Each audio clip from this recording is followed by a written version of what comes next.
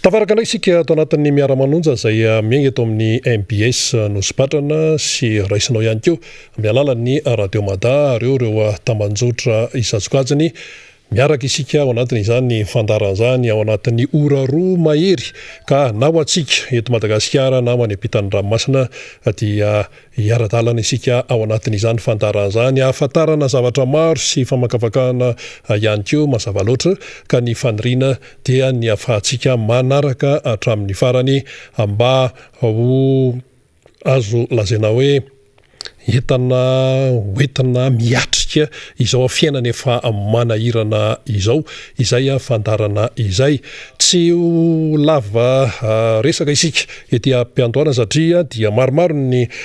famakafakana sy ny zavatra hoentina eto amin'izany fandarana izany mbola misy vahiny eo ihany koa ny solombavambahoaka andray anjara ao anatin'ity fandaran'ity eto ihany koa ny namana Fany Razafy Manantany ka izay fiarahany rehetrarehetra izay ano sana tsakany sy andavany ny fandarana ary tsy adino ihany koa ireo teknisianina marobe ao ambadika rehetrarehetra ao samy mana ny andraikiny ireo teknisianina ireo ka dia miara-meta ansika miara-manonja ao anatin'ny fandarana Fany Razafy Manantany. Dia miaraba ny Rena Rabe Mananjara ny namantsika teknisianina marobe izay miara mifandray amintsika amin'izao fotoana izao zany miaraba atsika eto antoerana sy any ampitan-dranomasina izay mandray ny fandarana miara-manonja amin'ity androany fa 9 ny volana Aogositra 2024 andro vitsy isa isaina eo amin'ny 3 sa 4 sa 5 eo sisa Rena Rabe Mananjara 5 zany dia ho tapitra ny volana Aogositra ary dia anitsaka ny volana Septambra tsika rehefa hoe volana Septambra zany dikan'izay dia efa manomana ny fidirana indray zany ho an'ny mpianatra satria voatondro fa ny voalohan'ny volana Septambra no fidirana amin'ny fomba ofisialy samy efa mikofokofoka ireo ray aman-dren'ny mpianatra manao ny ezaka samy hafa tandrify azy mikaroka izay mba hampianarana ny zanaka malagasy amin'izao fotoana izao ary dia ianareo dia tolorana fankahirezana ho antsika ray aman-dren'ny mpianatra rehetra naiza naiza toerana misy antsika tsy mora ny miatrika izany rentrée scolaire izany ary indrindrandrindra ho an'ireo maro anaka dia manao ny ezaka samy hafa mba hampianarana ny zanaka zany eo ihany koa ny lafin'ny fiainana amin'ny ankapobeny sy ny fahasalamana dia tsapa zany ary betsaka ireo fitarainana mba voaraintsika ihany Rena Rabe Mananjara hoe tena mba resao fa tena marary zay amin'ny vidim-piainana mba resao fa tena tsy tanay intsony izay atao fa tena ao anatiny tsy fahasalamana kanefa dia tsy manana na dia atao frais andehanana dokotera consultation dia fa tsy anaty paosy ny vidim-panafody matahotra andeha hôpitaly zany rehetrarehetra any dia izay hoe tolorana ny fankahirezantsika menakavy ary miara mifampitrotro ambavaka tsika satria dia mazana ny fiainana lalovantsika menakavy amin'izao fotoana izao noho ny etraketraky ny tsy fahaiza mitatana izay fiainan'ny firenena izay dia tena miaritra le vahoaka malagasy zany no mbola anairana antsika foana hoe mila ny fahatongavan-tsaintsika maro anisa vahoaka ny miatrika ny raha tahaka izao fa indraindray tsika dia serin'ilay hoe fahantrana fahasairanana sy ilay fikarohana asa sy ilay fikarohana rehefa hoe hanina an'io tadiavana rafaka ampitso inona moa ny dikan'izany hoe tadiavana rafaka ampitso zany dia hoe trosaina ilay vidy sakafo izay tadiavintsika io zany hoe raha mindram-boly tsika manolona androany dia rafaka ampitsotsika no mandoza nytrosa zany hoe tsy mihinana tsika androany zany raha tsy mitrosa dia zay le izy hoe tsy hoe ny hanina an'io tadiavina an'io amin'ny alalan'ny saraka tsah na lay asa eny ambany vohatra eny na amin'ny alalan'le hoe anjamao izy ny tanora zay le hoe asa tadiavina isan'andro atakalo vola sy ny sisa fa tena hoe ny hanina an'io tadiavina rafaka ampitso satria le asa ho atao ao anatin'ilay journée mihitsy no tsy misy dia lasa mitrosa ny akamaroan'ilay vahoaka tena mampalahelo zany zava-misy zany amin'ny ankapobeny tsika moa dia efa miresaka amin'izany foana Rena Rabe Mananjara fa vao miala eto amin'ny plateau tsika Rena Rabe Mananjara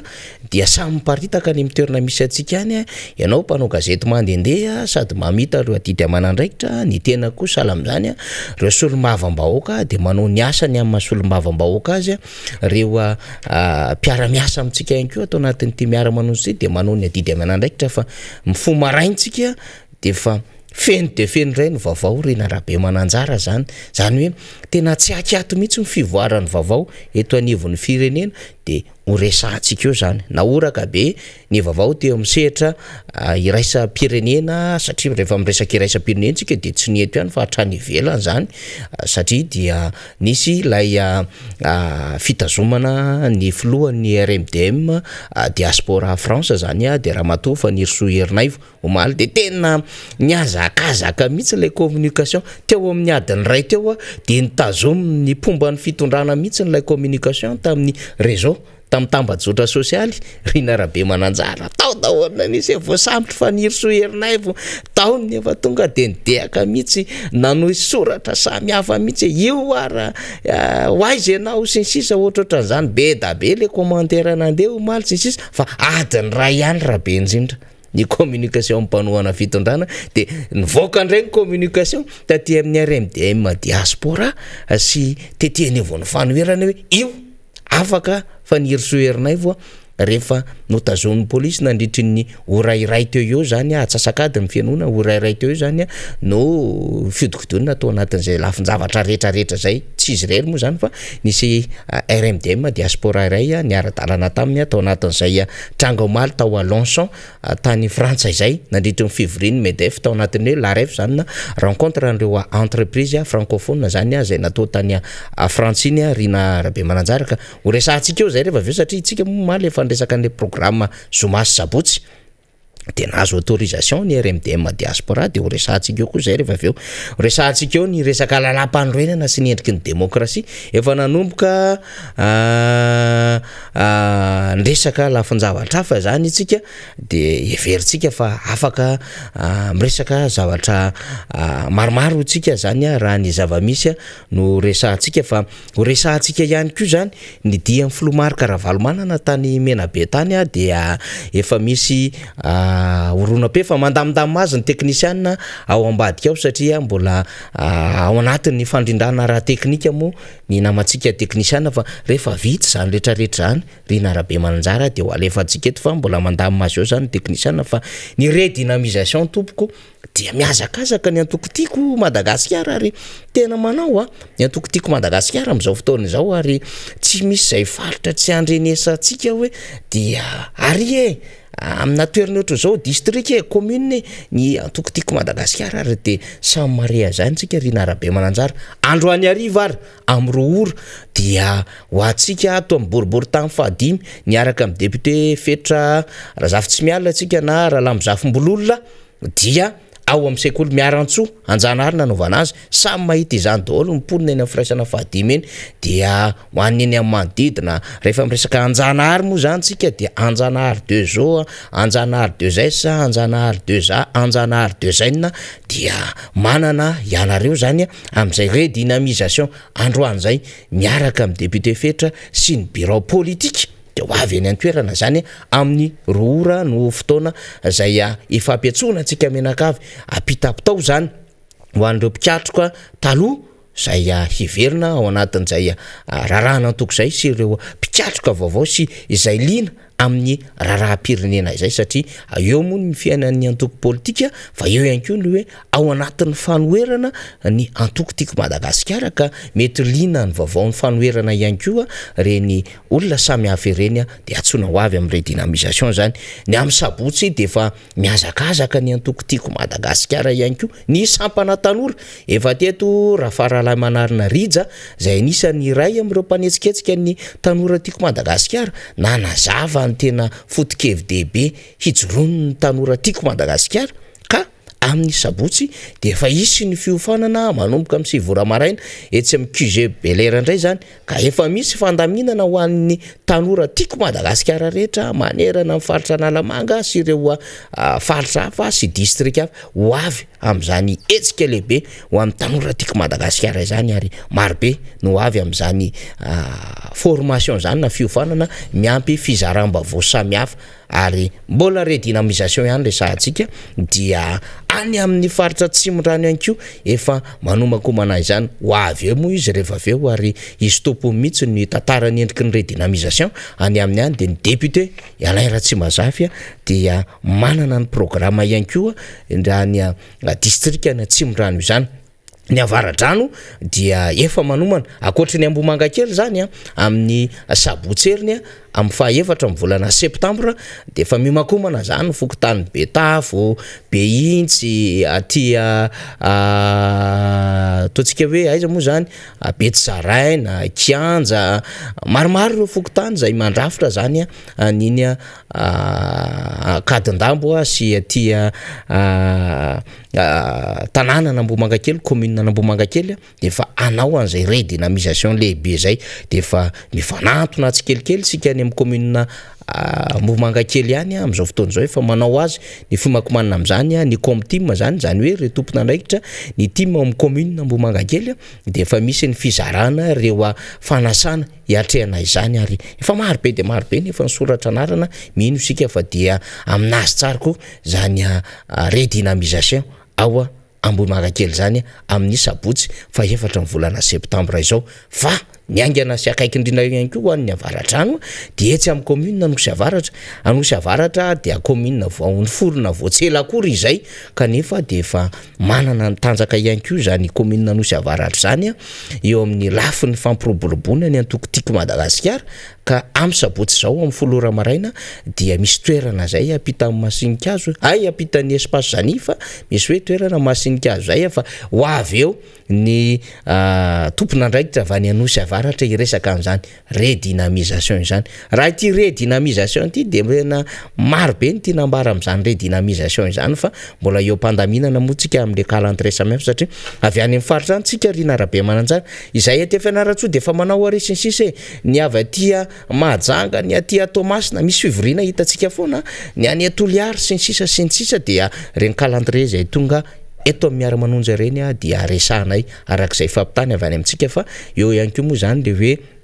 misy ny calendrier akaikaiky dia resahana zany ny birao politika sy ireo solombavam-bahoaka ny Madagasikara no mihetsiketsika ao anatin'izay redynamisation zay manao ny fandaminana rehetra diky zany 70 taona teoriana njoroan'ny Antokotiko Madagasikara fa antoko miaina antoko mipetraka ao anatin'ny foto-kevitra ary antoko manao an'izany hoe fahaizana ny haitarika hay politika hay fitantanana izany ny Antokotiko Madagasikara amin'ny akapiany ka rehefa avy eo ngamba Rina Rabemananjara satria ianao moa mbola handray vahiny dia ho resahantsika ny akony dian'ny Filomary Karavalomanana zay filohan'ny Antokotiko Madagasikara sady filohan'ny fanoherina eo anivon'ny RMDM tany Menabe dia ny district Morondava dia handray ny député Alain Ratsimazavitsika ao anatin'izany rehetra zany fa omeko anao aloha ny fitenenana handamina fandraisana ny vahintsika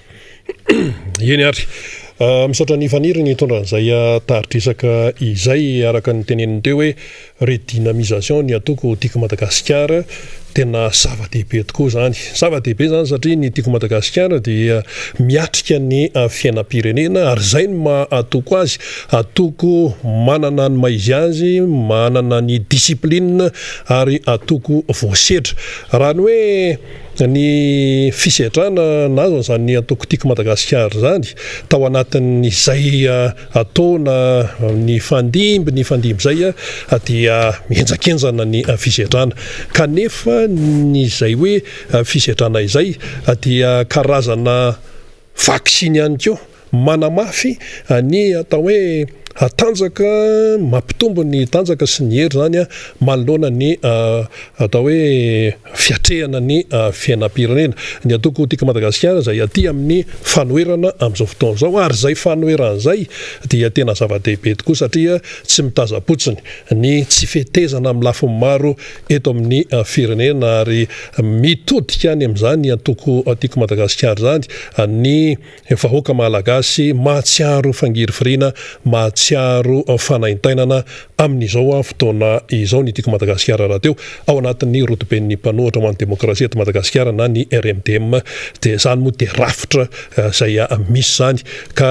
izay no tsy maintsy hiatrehana ny fiainam-pirenena ary ny hoe redynamisation na ny fameloma maso dia tena ilaina tokoa izay fameloma maso izay efa eto akaiketo Andriamato Raparivo Robel izy dia mpikatroka tiako Madagasikara avy eo avaradrano amin'ny faritra Anosy Avaratra iny tena misy azy ary dia iresaka amin'ny isika mandritra ny minitra vitsivitsy faly miarabanao tompoko miarabanao Rina Rina Rabe Mananjara,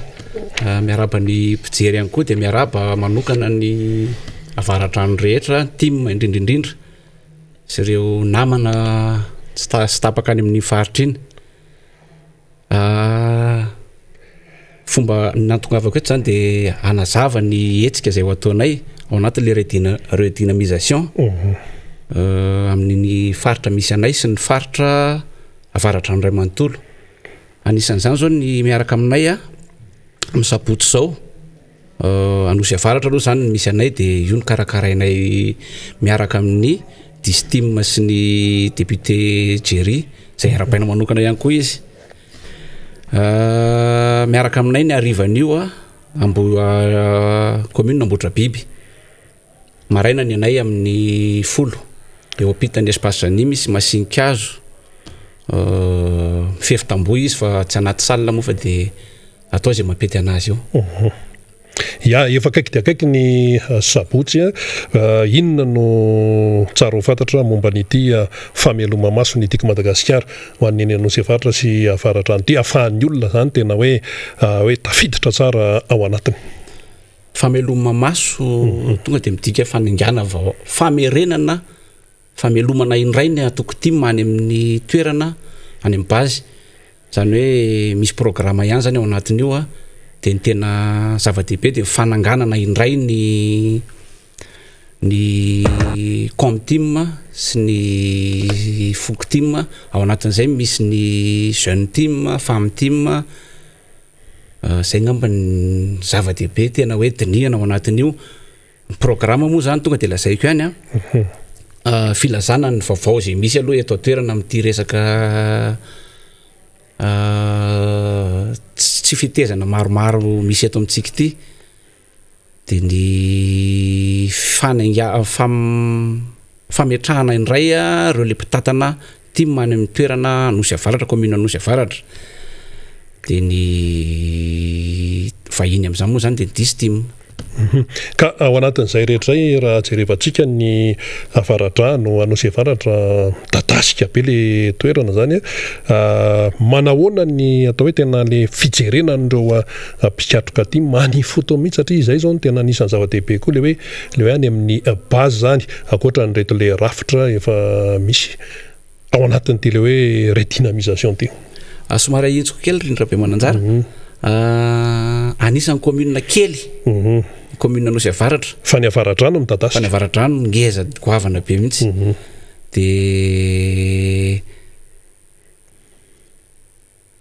kely araka ny teninao ta zany voaingana le commune misy anay satria tamin'ny voalohany mantsy mbola sapotsinamehana daholo dia avy izy nitokana izy nanomboka mandat eo zao no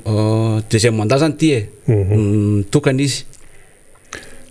Dia nareo ao anatin'ny izay le hoe commune atao hoe vaovao zany ny tiako Madagasikara ao anatin'izay miatrika an'le redynamisation zany hoe somary misy mampiavaka azy kely ihany raha oharina amin'ny commune efa nisy hatramin'izay satria nareo commune vaovao manahoana ny fandehan'izay. Vaovao tokoa dia mbola tambatra ao anatin'izay zany ny mpikambana na ny manangona an'le olona raha zany anisan'izay na tonga na eto zany satria sarotra ao anatin'ny fotoana fohy ny ilaza amin'le olona hoe andao tsika amerina indray an'izany fatanjaka ny team zany tonga eto koa anenjika an'izay fotoana zay zany satria ny antony nanaovanay an'izay zany dia hoe tsy mety raha ny anatin'ny mpinamanamana fotsiny no fampilaza hoe namako ny lazaiko fa anangana le mpikambanytsika dia ny ezahanay mihitsy hanao publicité hanao filazana maximum mihitsy zany faran'izay tena vita hatrany amin'ny radio télé amin'ny vitantsika moa zany ato amin'ny atsika ato amin'ny MPS dia natao daholo zay ary anisan'izay zany natongavako eto hoe milaza amin'izay tsy voalaza nay any toerana hoe tongava reto fa fotoana io ahafahantsika manararoatra maneho hevitra milaza ny ao anatin'ny saitsika amin'ny fiainam-pirenena sy fiainantsika any amin'ny commune sy ny ametraka ny mpitantanantsika amin'ny commune sy mifokotany. Misy ny avao anatiny tika Madagasikara raha isika ny ao Nosy Avaratra faritra avaratra any koa misy ireo hoe lina ihany koa te hiditra ao anatin'le izy manahoana ny fametrapetrahana tsara fandraisana an'ireo olona hoe tena vaovao zany fa hiditra ao anatin'le sehatry ny tiko Madagasikara maheno mantsy zay amin'ny hoe mpanao gazety mandehandeha fa tena misy ny olona resy lahatra andeha ho any izy dia ahoana ny fipetrany no andraisana an'ireo olona vaovao reo mihitsy. Tena misy mihitsy no miresaka hoe anaraka anareo zay te anaraka anareo zay voamaly zao no nisy an'izay ataoko hoe adversaire izy satria za candidat eo amin'ny commune nisy anay dia adversaire atao anatin'ny fifidianana mihitsy izy to hoe mpifaninana moa zany teo amin'ny fifidianana mpifaninana le adversaire ohatran'ny hoe fahavalo mpifaninana fa ianao tsy lany tsy lany aloha marina zay izy koa tsy lany fa tonga teo amiko izy dia aloha miaraka ao izy fa tsy mety ty fiainam-pirenentsika ity sy ny fiainantsika eto amin'ny commune mihitsy raisina tanandroa reny ary tena reny arany tena atsona fa ny team nefa ao anatiny ange misy fiteny moa le hoe manjono anaty kovety ny ao anatiny tezaina fa ny any ivelany kosa atsona mihitsy hiditra ary reny ny tena esahana matoa izy miditra zany resy lahatra ihany koa izy amin'ny foto-kevitra ijeron'ny tika Madagasikara izay aty amin'ny sehatry ny fanoherana moa amin'izao fotoana izao raha miresaka Nosy Avaratra sika miresaka varadrano ny anjara biriky ny tika Madagasikara amin'ny mampanohatra azy amin'ny filazana ny zavatra tsy mety maromaro ny olana ao avaradrano ao raha tsy resaka fa tsy Nosy Avaratra sika inona ny azonao ambara zany sy ny atao hoe fandraisana andraikitra ny tika Madagasikara tsy hoe miteny fotsiny fa araka nefa atao hoe modely aseho an'ny président Marc Ravalomanana dia mandray andraikitra tanteraka mihitsy izany atokotika Madagasikara zany tena andraikitra be satria ny andraikitry ny tiako Madagasikara ny iarahantsika amin'ny RMDM zay mpanohatra dia zay manazava amin'ny mpitondra aloha miteny ny zavatra tsy mety ataon'ny mpitondra manakina mitsikera sy milaza zay tsy mety rehetra manaparitaka an'izay ihany koa ny team sy ny RMDM zay taritin'ny team moa zany zay taritin'ny Filoha Ravalomanana no mitondra azy manaparitaka an'izay ihany koa izy ho any amin'ny vahoaka hoe misy angeny tsy mety ry zareo ao amin'ny fitondrana ao misy ny zavatra tokony ahintsy mieny ve le fitondrana aloha iny aloha anjarany iny fa ny vahoaka no ezahana mba aheno an'le izy ka hida ny olana zao ohatra hoe tena hoe tsy afaka mitazapotsy ny team rainy avaradrano eny Nosy Avaratra eny tena betsaka ny olana ao anatin'izany ohatra tanysaiko kely vitsivitsy ohatra ny resaka sekoly zao sotsika maheno tsy fantatro zay famarinana na tsy famarinana hoe mandoa droit d'inscription sy ny réinscription ve mpianatra 0 ariary ve ohatra ny mbola maheno zay fa tsy zay le izy ao anatin'izany ohatra ny olana amin'ny resaka jirama rano ange zao Nosy Avaratra tsisy matsaka ny olona dia manenjika an'ireny loharano kely na loharano ary nefa efa manahirana ihany ao anatin'izany ny fandriampahalemana ao anatin'ny fandriampahalemana zany misy ny fambolena ny fiompiana manahirana daholo satria tsy milamina ny sain'ny vahoaka zany tsy milamina amin'ny sain'ny mpamboly raha mboly eny an-tsaha izy nefa misy angalatra tsy milamina raha iompy nefa ny kisoa areo atokotany misy maka ao anatin'izany koa ny olan'ny tanora tsy ampy fialam-boly be tanora mihitsy eny be tanora eny nefa dia masosotra ihany miteny azy hoe lasany amin'ny fifohana sy ny alcool ny akabeazan'le izy moa le fivarotana koa mitombo ny alcool dia ny fitaterana moa anisan'izany koa fitaterana ny aminay manahirana bus mety mijanona eny an-dalana tsy mitondra hatrany amin'ny farany ny endriky ny qualité de service tsy mendrika zany rehetrarehetra zany ao anatin'ny olana zany ankoatran'ny olana samihafa iaina amin'ny vahoaka amin'ny tsy fisina vola sy ny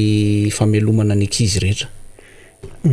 Ka ao anatin'izay le tiako Madagasikara manao ny asany izy amin'ny fitsikerana mitondra any amin'ny fivoarana fa tsy araka ny teneny sasany hoe mitsikera-pitolo fotsiny tsy hany mihitsy an'le fipetrany fa zava-misy no resahana dia ireny no tsikeraina izay zavatra tsy mety satria samy tompony ity Madagasikara ity. Entinao ary amidi-pitiana anazy tsara amafisana ihany le tena fipetraky ny fotoana amin'ny sapotsy zao. Any ohatrany anisan'ny olana kely anankiray koa ty azafady miverina kely ny resaka fanana tany ny ady tany iny faritra aminay iny tena malaza amin'izany misy olona any tsy de olazaiko moa le tsy mety le filazana anarana fa misy mikiadra misy olana misy taninao zao efa misy tranonao misy mivarotra misy milaza tompony zay mbola olana anankiray ao anatiny hoe inona tena atao amin'ny 20 io misapotsy ao amin'ny ampitan'ny espace zany misy masinkazo de efa asina tsy maintsy isy filazana ihany eo zany misy afisy eo misy banderole angambany eo alalantsika rehetra ny hoe ato ny toerana averiko hoe filazana vaovao fa fizarazarana vaovao zany de fifidianantsika raha ohatra feno ny fepetra ny distim sy ny comtim sy ny foktim ary ny famtim sy ny jeune tim moa zany ao anatin'izay de rehefa vitsy zay de mety misy fiarahantsika kely eo mba mizara zay masaka kely eo ngambany na raha misy moa ny afaka manampy mitondra zay any tany aminy raisina tanandroa satria fiarahana zava-dehibe manomboka firmo izy io zany de mety aharitra amin'ny folo maraina io de tsy maintsy zareo mpitarika ny distim zany tsy maintsy miala eo amin'ny 12 farafatarany satria mbola nenjika an'le ambotra biby izy zay etanina ihany koa ambotra biby avy atrano mba ho tonga any amin'ny toerana anaovandrareo anazy tsy de haiko loatra moa le amin'ny organisation ambotra biby fa ny anay aloha ny tena apetrako eto fa mba pitaiko ihany ny ambotra biby satria avaradrano de amin'ny folo maraina ka hatramin'ny hatramin'ny 12 eo ny pitarika fa tsika ndray afaka mbola manohy raha ohatra ka misy ny fotoana sy ny fiatanam-po atsika afaka mihirahira ao afaka manao misy sono misy stand ao de mandray atsika rehetra tompoko eny ary amin'ny sapotsy ny fotoana eny ampitan'ny espace zany eny anosy avaratra eny zany amin'ny redynamisation ny atokotiky Madagasikara eny antoerana ary avaratra no ray manontolo ihany koa dia miara-mietsika ao anatin'izay rehetrarehetra izay dia ambotra biby io zany anatanteraka ny azy amin'io sapotsy io ihany koa rehefa eo zany ny ao anosy avaratra dia makeo ihany koa anao ny atao hoe ny tanana ihany koa ny eny ambotra biby isaorana anao Andriamatora Parivo Robel nitondra zay roby moa tena fahalalan'ny olona anao fa tsy maintsy tonona koa ny anarana feno fa fanajana ihany koa zany fa isaorana nitondra an'izay fanazavahan'izay ary zava-dehibe tokoa zay ho antsika rehetrarehetra ary tsy hoe ny eny anosy avaratra ihany tsy ny eny ambotra biby ihany na ny eny antsimorano ihany na ny any amin'ny faritra fa manerana Madagasikara mihitsy ny redynamisation ny tiako Madagasikara satria atoko velona izany atoko zany atoko manana maizy azy manaraka discipline ary indrindra manana foto-kevitra izay ijoroany eto amin'ity firenena malagasy ity misotranao tompoko mitoy ihany ny fandarantsika miara-manonja miainga eto amin'ny MPS Anosipatrana sy ny Radio Mada ihany koa ary araka ny fanambarany faniry teo dia mbola misy zany ny famakafakana maro samihafa ihany koa ary ny filohan'ny tiako Madagasikara ny filohan'ny RMDM Andriamatomar Marc Ravalomanana dia tany Morondava ihany koa izy ary dia hoentiny eo ny akon'izany dia ny izany fa mandra-pahatongan'izay aloha dia iresaka kely isika momba ny hoe dia ny ny mpitondra fanjakana malagasy ao Frantsa ao satria any mpitondrantsika kehitriny ary dia manontany ny olona hoe inona no atenaina amin'izany, manahoana ny otohan'ny fiara-miasa amin'ny la France nanoloana an'ireny zavatra efa nafapany reny ny Ilse Parsa mbola io ny frantsay fa mbola mivazizo manahoana ny resaka fandrarana ataon'ny frantsay aty Madagasikara mba samy mahazo ny tombony ve ny malagasy andaniny ry zareo frantsay ankilany satria zany medevy zany zay avondrony ireo ampandraraha frantsay dia misy ny resaka nataony ny mpitondra tsika tamin'ireto avondrony mpandraraha frantsay ireto. Matoa zany miresaka fandrarana aloha dia tombontsoa no tena zava-dehibe ao anatin'izay raha manao fandrarana izy aty amin'ny firenentsika dia mataony ny asa fandrarana fa tsy maintsy misy tombontsoa ihany koa zay akatsany fa tsisy an'izany mpandraraha hoe ndeha hanao asa soa zany tsisy an'izany aza manofy isika fa rehefa manao fandrarana dia mikatsaka ny tombontsoa zany hoe izay tombontsoa zay zany dia miverina makany Frantsa any amin'izay fiaviany fa ny firenena zay iasany kosa raha raisitsika ohatra amin'ny medef dia misy ihany koa zany ny ataontsika hoe mba tokony tombontsoa ho atsika eto Madagasikara. Manahoana ny fandanjalanjana zay satria zay foana mantsy no mampisy resabe zany rehefa miara-miasa amin'ny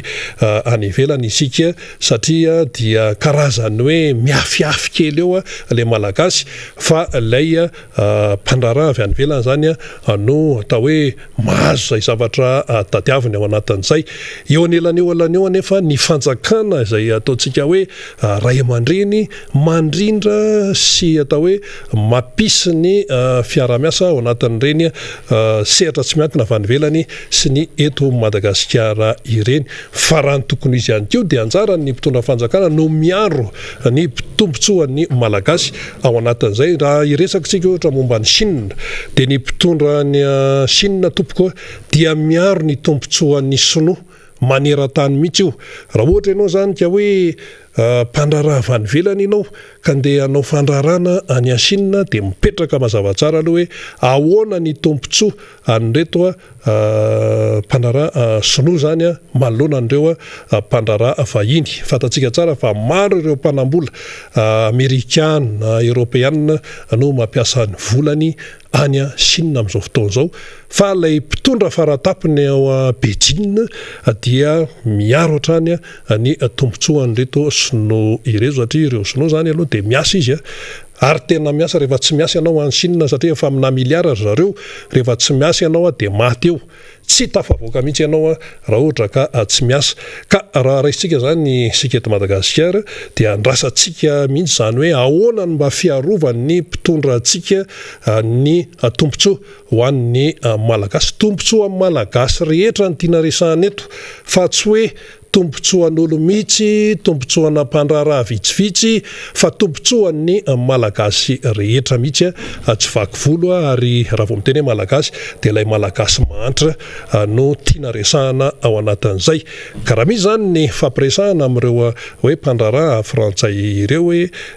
hoe hiasa aty Madagasikara inavy ny sehatra ahafahana miara-miasa sy ny sisa dia andrandrainy ny vahoaka izay mba hoe tena fikatsahana ny tombontsoa sy ny fiarovany ny mpitondra ny aty amin'ny hoe tontolo ny malagasy fa tsy lasa hoe tompony mangatakatiny isika hoe mahantra isika dia hoe ho ararotan'ny hafa fa tsy tokony izay zany no fipetraka ilay araraha. Raha hoe any Frantsa ny filoham-pirenena malagasy raha hoe iona amin'ny filoha frantsay dia andrasan'ny maro ihany keo io manahoana ny resaka Ilse Parsa ve ho voaresaka ao anatin'izay ary tena hijoro hatramin'ny farany ve isika malagasy manoloana ny hoe zareo frantsay izay mivazizo tsy mety mamotsitra mihitsy eo ampelantanany ny Ilse Parsa. Tsy maintsy resahany io ary tsy maintsy atao dridrangilo amina fandarana tahaka ny tony miara-manonjy tony satria atsika ny Îles Éparses tsy tokony misy négociation atao zany amin'io fa atsika io ary ny tena zava-dehibe rehefa naverina ny fahaleovantena ny Madagasikara tamin'ny 1960 inga de Gaulle no filoha frantsay tamin'izany fotoana zany, inga Michel Debré no premier ministre frantsay de mbola nogiazany la France ny intérêt na ny tombontsoa amina velarana tany eo amin'ny 400 kilomètre tourandro 640 000 kilomètre carré. Io zany mbola nogiazany io fa tsy navotsany ary ny Îles Éparses de mbola notazominy ihany koa ary nampiandreketiny na ministera anankiray averimberiny eto foana zany fa misy amintsika mantsy no tsy de maharaka loatra izany nefa zava-misy tany aloha tany varintsika tamin'ny fiverenan'ny fahaleovantena fatarianana taria nisy nogiazany ilay nosy ny malagasy izany nandeha fotoana dia tonga ny filoha Ratsiraka nampidiriny tany amin'ny firenena mikambana ny dossier ary tamin'izany fotoana zany de nisy ihany koa ny firaisambe afrikanina na ny OUA zany dia nazava be mihitsy ny fanapahan-kevitra ny OUA ny fanapahan-kevitra izay nivoaka teo anivon'ny firenena mikambana ihany koa fa de hoe terena mihitsy zany ny frantsay mba iresaka amin'ny malagasy ary ny fiafarany resaka de ny famerenana andreo nosy ireo ho an'ny malagasy tateorina de nisy ny SADC ary rehefa nanapa-kevitra ny SADC dia nanoana ihany koa ny fitakin'ny malagasy ary dia io moa zany le hoe comité de développement de l'Afrique australe na ny SADC ary ny teny SADC de hoe ampiaro ilay fehi-kevitra efa navoaka ny firaisambe afrikanina tamin'ny fotoan'androny sy ny résolution ihany koa izay navoaka ny firenena mikambana tamin'ny fotoan'andro zany ary dia inona moa zany ny lazainy izy io fa raha natao amin'ny firaisambe afrikanina aloha zany dia résolution izy io larana 732 tamin'ny 20 jolay 770 de hoe ireo nosy efatra zany dia ny République démocratique ny Madagasikara satria mbola RDM sika tamin'ny zany fotoana zany tao anatin'ny révolution socialiste niaraka tamin'ny soviétique de izay zany le résolution ny OUA dia misy ihany koa ny résolution zany 34/91 io ndray de teo anivon'ny filankevim-pilamina ny firenena mikambana février ny firenena mikambana na ny assemblée générale zay tamin'ny 12 décembre 770 miantso faran'izay aingana ny mpitondra frantsay ifampiresaka amin'ny gouvernemanta malagasy ny amin'ny amerenana andreo anosy efatra izay tafasaraka tamin'ny Madagasikara nandritra ny niverenan'ny fahaleovantena izany. Reo zany mbola namafisan'ny SADC zany hoe isika zany eto Madagasikara efa ho andamositsika ny sehatra raisam-pirenena OUA tamin'ny fotoan'androny firenena mikambana zay rafitra ngeza be eto ambonin'ny tany dia eo ihany koa ny SADC zay rafitra ty amin'ny faritra misy an'ny Madagasikara efa ho andamositsika daholo zany ny sehatra iraisam-pirenena amin'izao fotoana zao amin'ny ity resaka Îles Éparses ity fa dia miankina amintsika miankina amin'ny mpitondra malagasy zany ny atao hoe fihetsiketsehana manoloana an'izay inga Macron nefa de efa niteny izy hoe ici c'est la France ozy fierté amin'ny frantsay io arenin'ny frantsay io de nasiany fohy be pikaroana hoe fiarovana ny tontolo iainana ny zavaboary sy ny sisa andry zareo zay fa isika malagasy kosa manoloana an'izay mba ahoana zany sika satria ny frantsay tonga dia mampiseho ny maizy azy sy ny tombontsoany de arova mafy mihitsy na de efa tsy andry zareo zao ary io dia arova mafy mihitsy ary tokony soadinontsika fa misy andreo sénateur frantsay zay hoe conservateur zany reo le tena hoe tena enja-pietsika zany ao anatin'izay reo zany sénateur frantsay ireo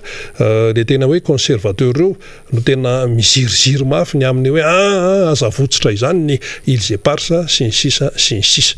raha jerena nefa ny toeran'ny Madagasikara eo amin'ny sehatry ny diplomatie maneran-tany amin'izao fotoana zao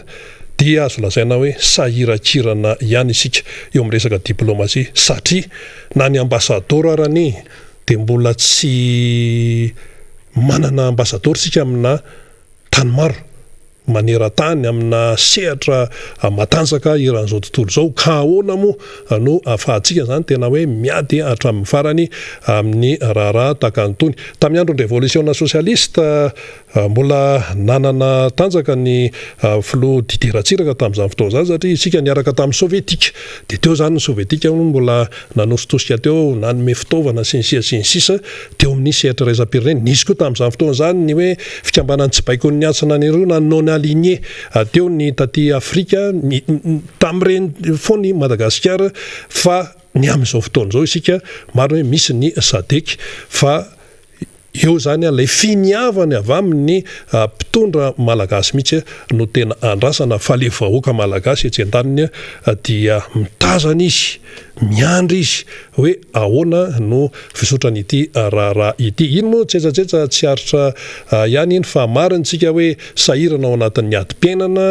tena hoe minainaina daholo tsika amin'izao fotoana zao hoe amin'ny resaka fiatrehana vidim-piainana sy ny sisa kanefa ny toetra raha tahaka an'izany hoe ilzepar zany kosa de tsy afaka adinoana mihitsy na inona atao hoe fisehon-javatra zany satria atsika ireo nosy ireo ary zay ho amin'ny teny foana hoe ataonay dridrangily foana io na ahoana satria tombontsoan'ny taranaka malagasy no katsahana ao anatin'izay rehetra izay efa eto ndray namana faniry anohy ny famakafakana sy ny fanazavana tokony ho fatatsika mbola ho avy eo ihany koa ny député Natsimbandrano Alain Ratsimbazafy namana faniry ndaondray ary eny ary mbola eo ihany tsika aloha Rina Rabe Mananjara satria zava-dehibe manko no andrasantsika amin'ny fivoriana amin'izao fotoana izao izay any Frantsany le hoe inona le vokatra zany satria tao anatin'ny herinandro dia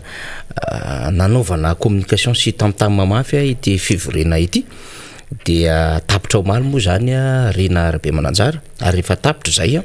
dia isy ny feonan'ny filohan'ny Repoblika amin'ireo tompona andraikitra samihafa indrindrandrindra moa zany tena andrasana de hoe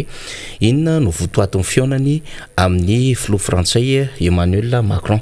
izay feonana amin'ny Emmanuel Macron zay dia zavatra roa ihany no andrasan'ny Madagasikara ao anatin'izany ny voalohany ao anatin'izay aloha zany de hoe inona no tantsorika la Frantsa amin'ireo ezaka ara-toekarena sy fampandroana ho an'ny Madagasikara satria de tsy niatrika an'le fivoriana zay ara-toekarena ireo firenena taty amin'ny tany miteny frantsay tsika zany amin'ireo taty Afrika mikasika indrindra ilay hoe firenena bokatrosa iny anefa zany de nisy adevitra ny fanaovan'ireo filoham-panjakana marobe 30 isa tanoany niatrika izay fivoriana zay mba handrasantsika zany hoe inona no antony zay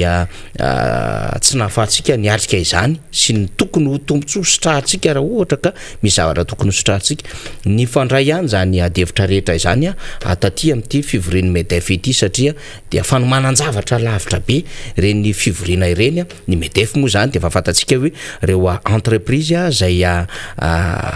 miaraka amin'ireo tany miteny frantsay zany indrindra moa zany fehezan'ny frantsay amin'ny akapobeany mihitsy zany ka mba ho hitantsika hoe inona le vokatsoa satria ny fifandraisana ara-ekônomika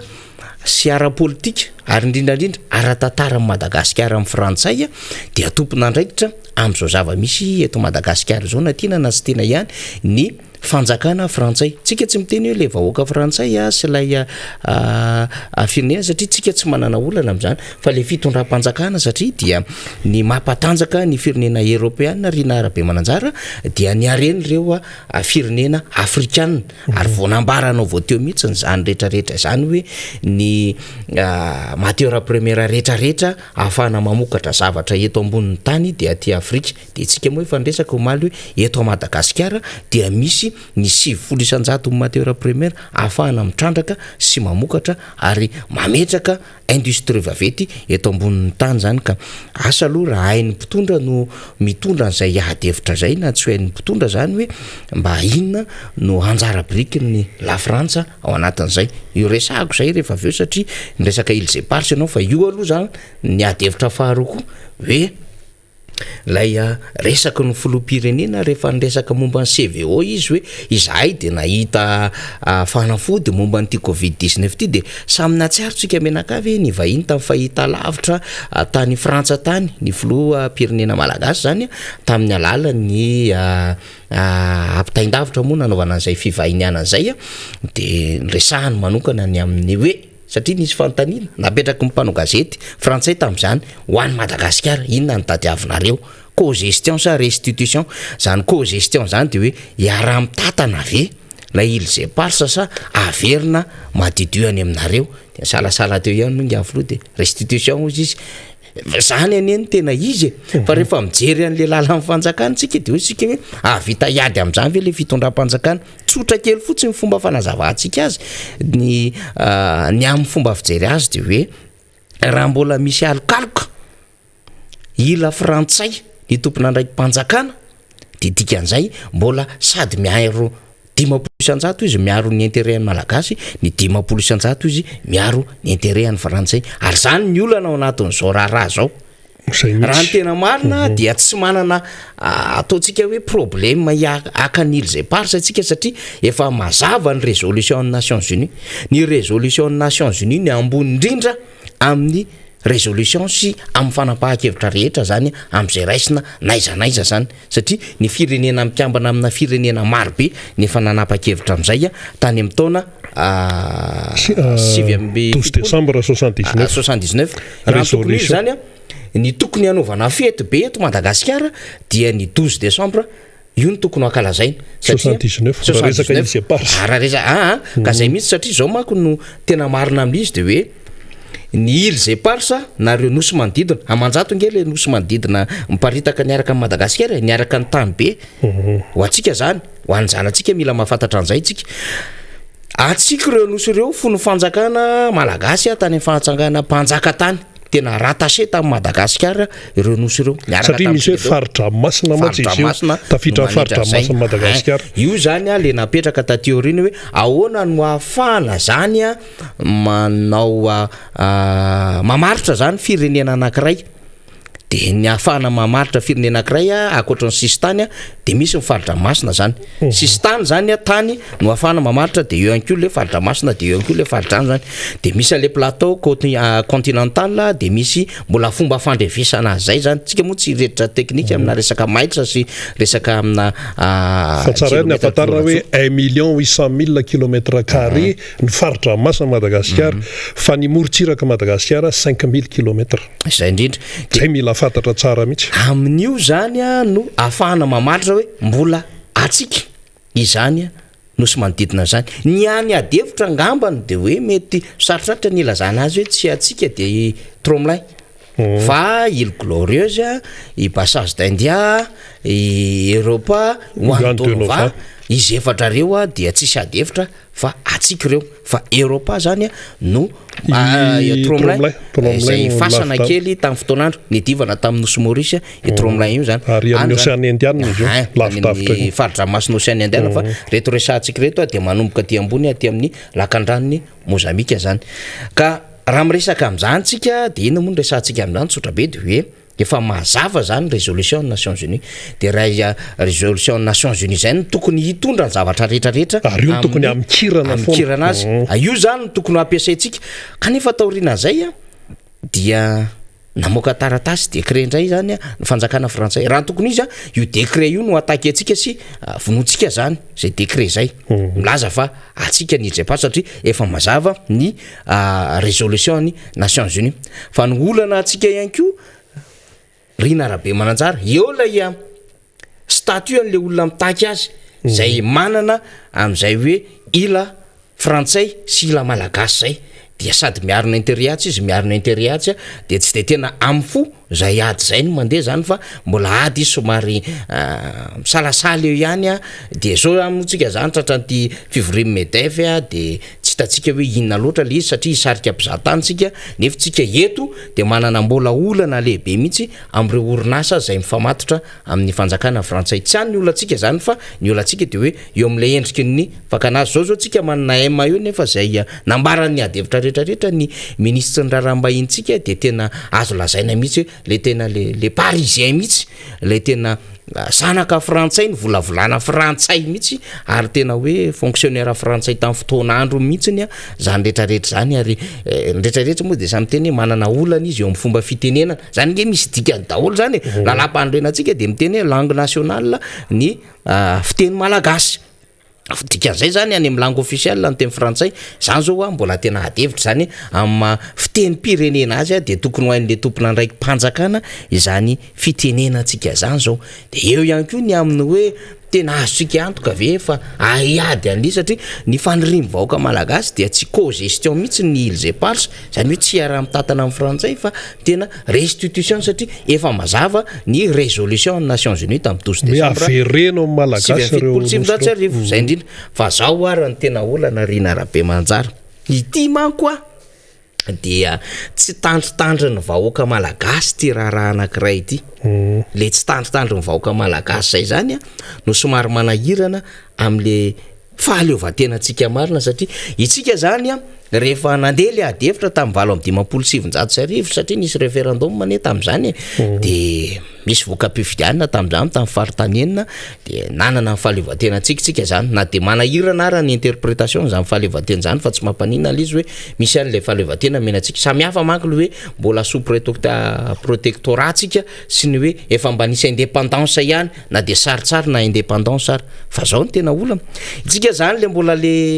le nandihy be atoko hoe tsy fantatra na disoroka be mandeza rahiritsikitsika lay malagasy tamin'ny 9 le nambara fa ho azitsika le izy de nanao fety be tsika de hoe azonay tsy amelanay de nandihy be mihitsy ny vahoaka malagasy eraky mifalitra rehetrarehetra hoe miverina amintsika amin'ny fahaleovantenantsika fa de tena atsika amin'izay Madagasikara ray manontolo de tao anatin'izay nefa mbola nitazoma la îles et Pars tsy omenantsika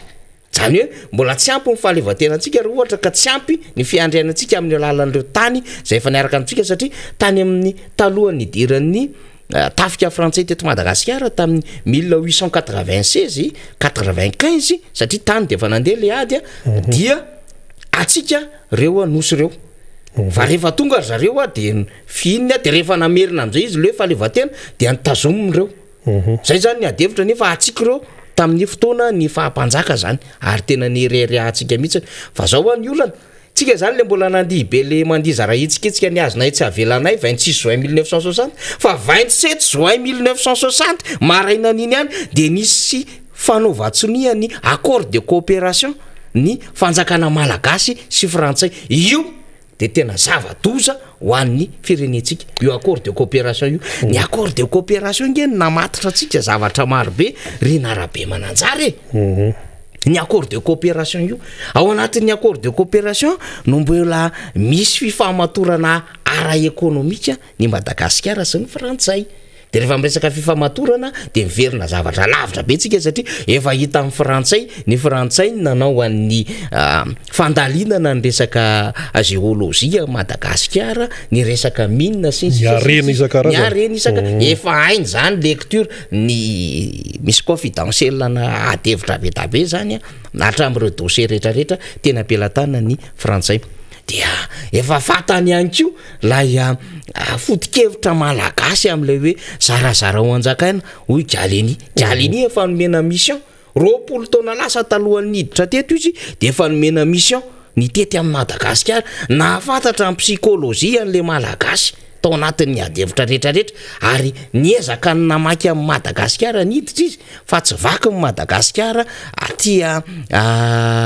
Thomas na tany amin'ny faritra samihafa fa taria mahajanga no nitsofoka amin'ny frantsay tany zany ny hita amin'ny farany any no pénétrena zany de tafiditra izy de zay le hoe nisy any le résistance taty Andriba zay nataon'ilay tafika malagasy kanefa efa tsy ampitsony le communication satria tsy lozan'izay mpamadika koa raha ohatran'izao de tafiditra zareo zany de efa nanaovan'ny zareo étude le psychologie le malagasy efa tafiditra melohan'ny fotoana teto Madagasikara daholo koa ireo karazana missionnaire vezivezy be da be nandritra ny vanim-potoana na afantatra zany hoe inona ny zava-miafina ao Madagasikara. De zay ny antony nahatonga azy hoe soniavina amin'izay ny accord de coopération dia teo amin'izay ny hoe retona antsika retony tsy atsika miampy an'izay efa ny fanarahana tany aloha tany. De taty aoriana moa nisy révolution ihany nataon'ireo mpitolona taty aoriana zany a nanao an'reny tamin'ny 72 reny naninona no mipoaka ny tany amin'ny 72 de tsarotsika efa nagazina satria efa nanomboka nisy an'ilay révision sy amélioration zany a ny accord de coopération io tamin'izany mba nieritreretiny rehetra. Fa tena nanan-tsarotra zany Rena Rabemananjara tsy mbola tavavoaka ka io zany io accord de coopération io mila karoantsika de tadiavintsika de vakitsika io fa anisany mbola manahirana antsika anatin'izao. Zay nge mahatonga amin'ny frantsay tsy anazy le tany fatany zany fa zao efa keleantsika manoloana an'le ady ary tsika koa me mahantra sy mesahirana de lalovin'ny frantsay eo anatrehan'izay endurance zay tsika lalovin'ny frantsay eo anatrehan'lay hoe tena firenena faran'izay mahantra indrindra sy ny sisy tsika de nefa mitsetsitra ny arena daholo ny firenena zay tonga eto Madagasikara de lasa tonga ao anatin'le géopolitique Madagasikara am'izao fotoana zao satria dia ohatrany hoe zay matanjaka sisa no mandray Madagasikara ohatra iza zany zao matanjaka de na ny Amerikana na ny Aziatika na ny Occidentaux zany rehefa miresaka an'izany tsika mbola misy frantsay sy rosianina koa nge ho any amin'ireo firenena européenne reo mbola mitady lalao ireo enjeu efatra reo zany eo amin'ny géopolitique no mbola manahirana antsika ny Aziatika zay hitantsika io zany zao tsy lay cantonné reo tsy lay tany canton reo lay nanao an'le tsena tany ambanivohitra le hitantsika moa zany misy an'le hoe any Sonia Ranivongo any Vatomandry tany Manoro le nametraka an'ireny karazana sinoa reny tena mivalotro reny ary tena nifankaty tamin'ny malagasy reny le nanao magasin sy ny sisy reny tsy nanambaka amin'ny malagasy reny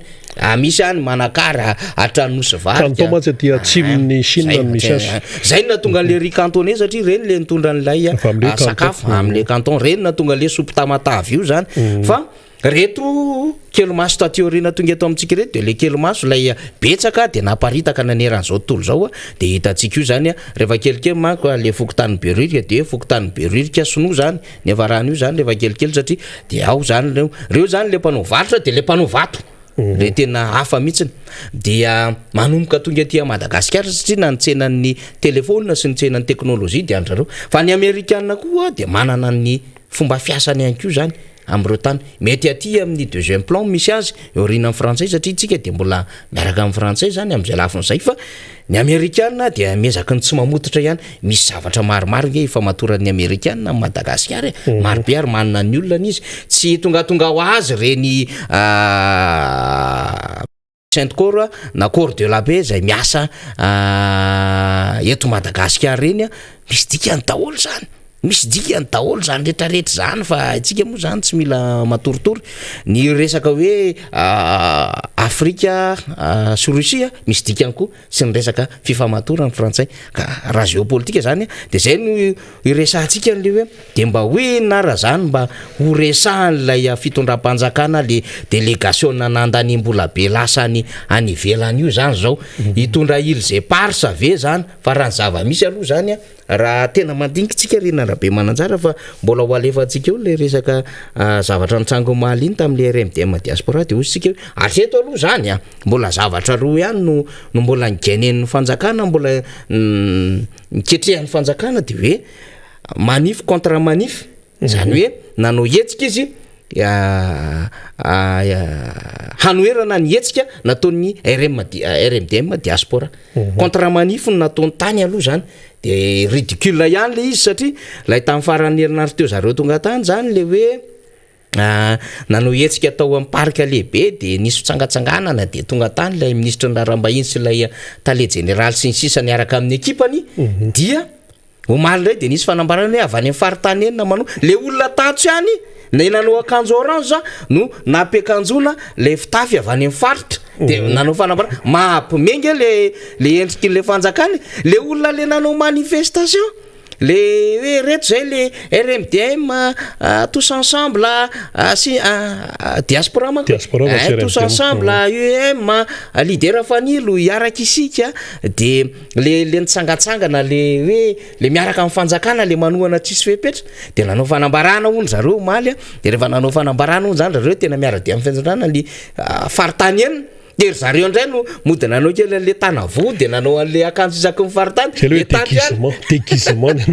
taty ihany za mosy de tia me rehefa manao fanadinaovana akanjo ava de enao ihany io za ihany le izy de manao akanjo fotsiny zareo de tsy le faritany enina indray zany zareo ny miasa saina be mihitsy sahirana mafy izy fa vitantsika moa zany lay raharaha mbola resantsika zay rehefa avefa hiditra moa zany député Alaina Tsimbazafy resaka an'izay tsika satria tsika zany miandry hoe ny andrasantsika zany de inony zany lay filoham-pirenena de manao communication zany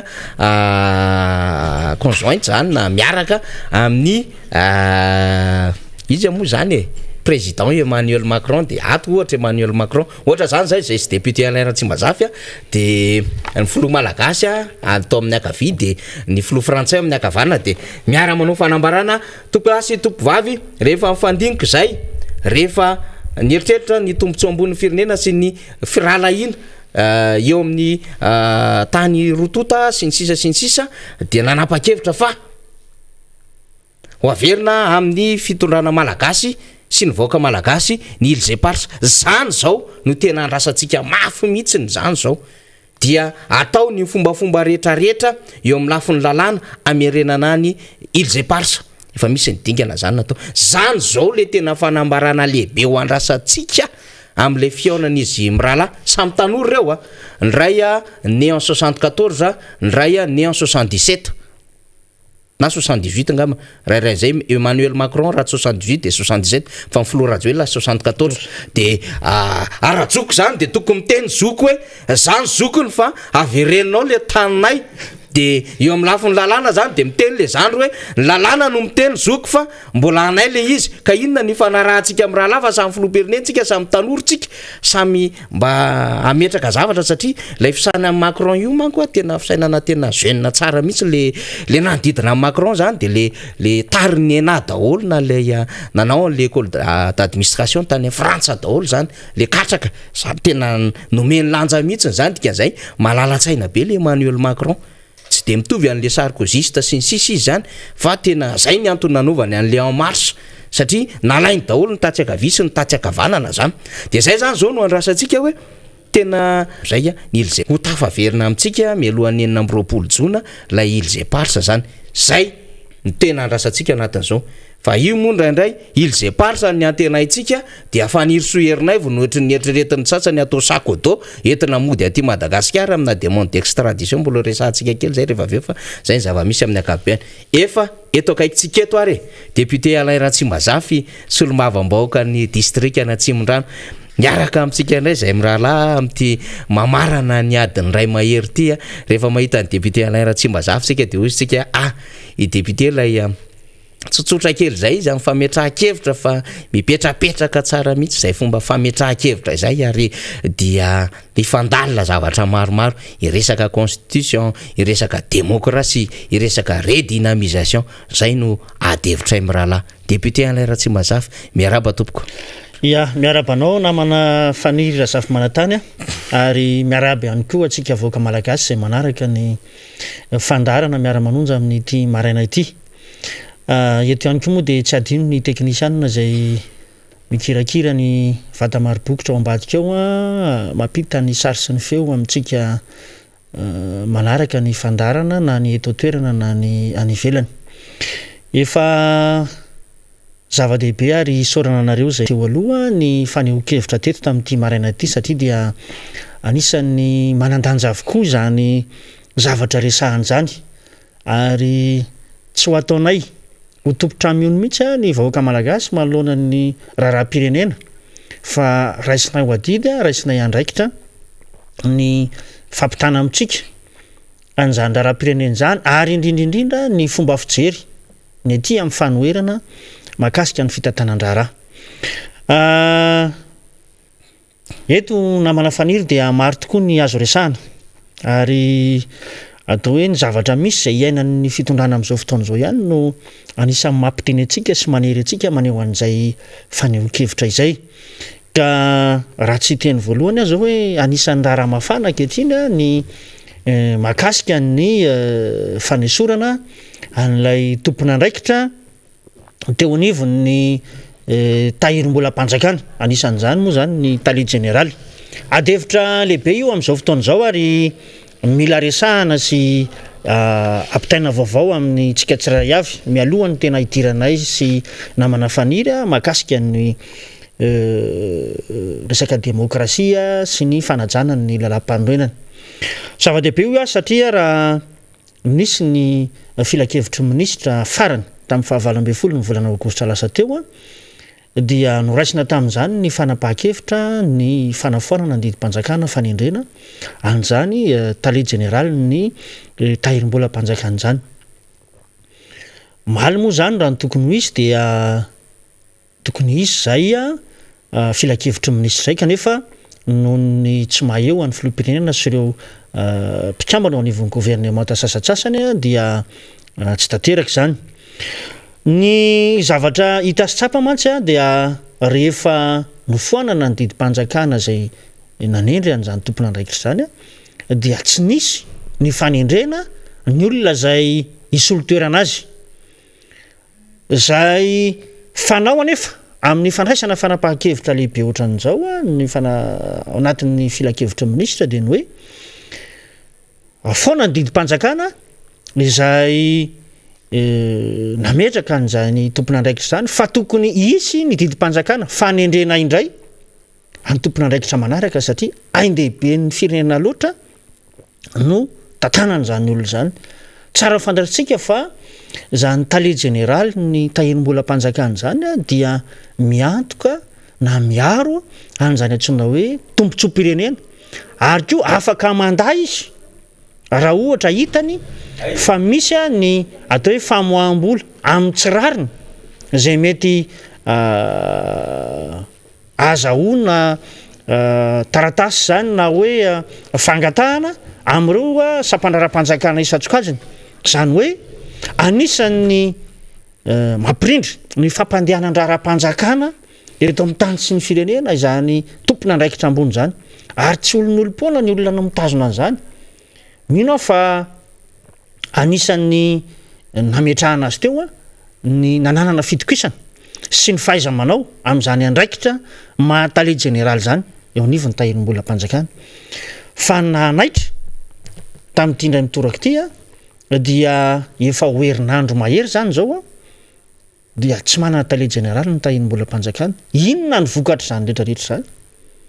dia ny fikatsoana mihitsy amin'ny lafiny fampidiram-bola eo anivony zany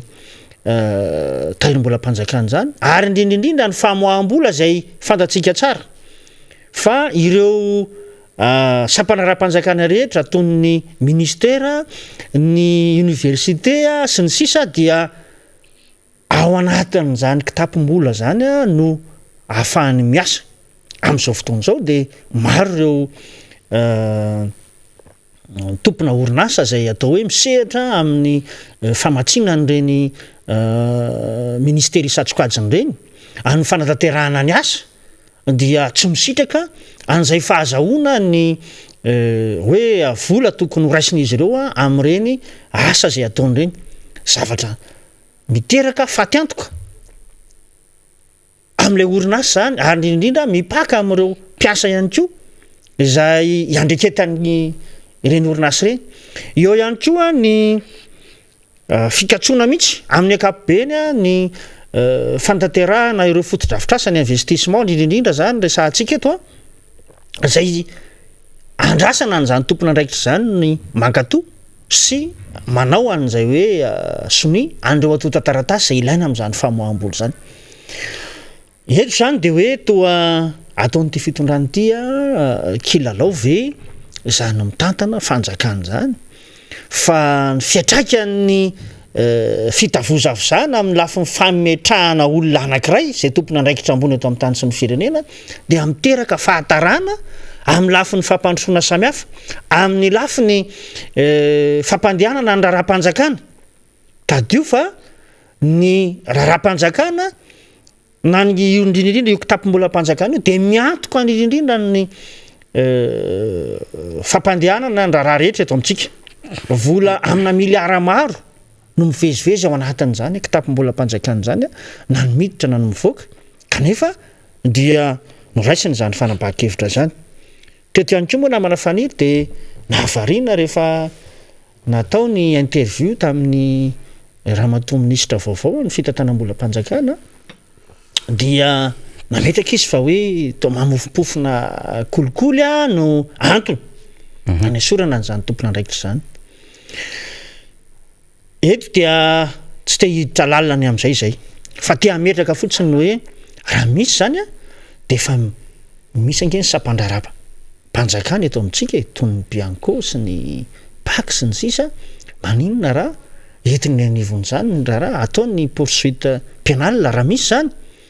fa tsy amin'ny alalan'ny ainao aman-jery raha mifady fijerina azy no sanatria inculpena olona anankiray indrindrindra tompona andraikitra ambony misala amin'ireny misy dingana zany tokony atao fa tsy tonga amin'ny toerana le ministra anankiray tadio tsara fa ny ministra amin'izao fotoana izao any efa secrétaire général ny ministère io teo aloha ary azo lazaina zany fa anisan'ny mpiara-miasa aminy ary olona akaiky any ministra io tale général ny tahirim-bola mpanjakana io entina ilazany zany fa olona mifakahay tsara reo olona tsy fanafina zavatra atao reo amin'ny fanaterahana zany asa mpanjakana zany fa varina ianao fa tonga am'le hoe manavary izy akehitriny mifanipaka toy ny valarakariny izy akehitriny ary marina fa ao ny zava-dehibe sy andry aikina ny fampidonana ny raharam-pirenena amin'izany fitantanam-bola mpanjakana zany fa mba misy kosa angamba dingana zay veritsika fa tokony aleany zany tompona andraikitra zany mba hahafahana mamany olana fa valalanina ny vahoaka ary mikatso avokoa ny raharaha indrindra amin'izay lafi ny fampiasam-bola mpanjakana zay namana faniry iakina ny ozatry ny firenena mihitsy ty resaka tahirim-bola mpanjakana ity atsika moa zany rehefa andresaka n'ilay tahirim-bola mpanjakana de mieritreritra foana hoe misy fifamezivezen'ny vola isan'andro amina miliara de miliara vezivezy eo anatin'izay akoatra ny vola zay anovana recouvrement zay tsy maintsy arotsaka eo anivon'ny tahirim-bola mpanjakana de ihany koa reo vola samy hafa zay mifamezivezy mivoaka sy miditra zany am'ireo ifanarahantsika am'ireo firenena avy any ivelany sy ireo mpamatsy vola miaraka amintsika zany lafin-javatra ohatran'izany dia tsy maintsy misy ny andraikitry ny eo anivon'ny trésor avokoa ary na ny ety anivon'ny commune sy ny sisa ary de fantatsika misy an'ilay asolotena ny commune miasa eo anivon'ny trésor misy an'izany daholo na iza na iza satria ny trésorerie nationale zany dia tena nanaovana fiofanana manokana mihitsy ny ary tsy ny rehetrarehetra no miandraikitra izany fa tena olona tena niofana sy nomena andraikitra ary misy adidy lehibe takin'ny lalàna mifanaraka an'izany rehetrarehetra zany de zay le antony mahatonga atsika zany iresaka am'izao fotoana zao député Alain Ratsimazafy ny amin'ny hoe mbola tsy vita akory ary io moa tsy mety vita ny raha gouvernemanta dia mipoka indray le resaka ohatrin'iny moa zany mialohan'ny nandehanana izy ireo nge no nitrango zay hoe fanesorana ny DGT zay zany tonga de asa voalohany zay zavatra zay itsika efa nanana olana teto amin'ny firenena ny amin'ny hoe manaisotra tale général de vao mafana be vao maraina be mihitsy ny le fanesorana n'lay tale général de me mivoaka tsikelikely le adevitra samy hafa hoe misy adevitra moa zany tsy haitsika zay tena fahamarinana hoe saika misy amoka lela vola zao ny sy ny sisa de teo koa le hoe nametraka n'lay nytenenao hoe misy raha kolokolo sy ny sisa dia bloqué tao anatin'izay le izy hoe tsisy fa mahambola azo atao akoatran'le karama nefa na le karama ara mbola tsy mivoara karaka ny tokolo izy lay filambola ara-panjakana de zany rehetrarehetra zany misy circuit tena mandehandeha zany rehetrarehetra zany ary mibloqué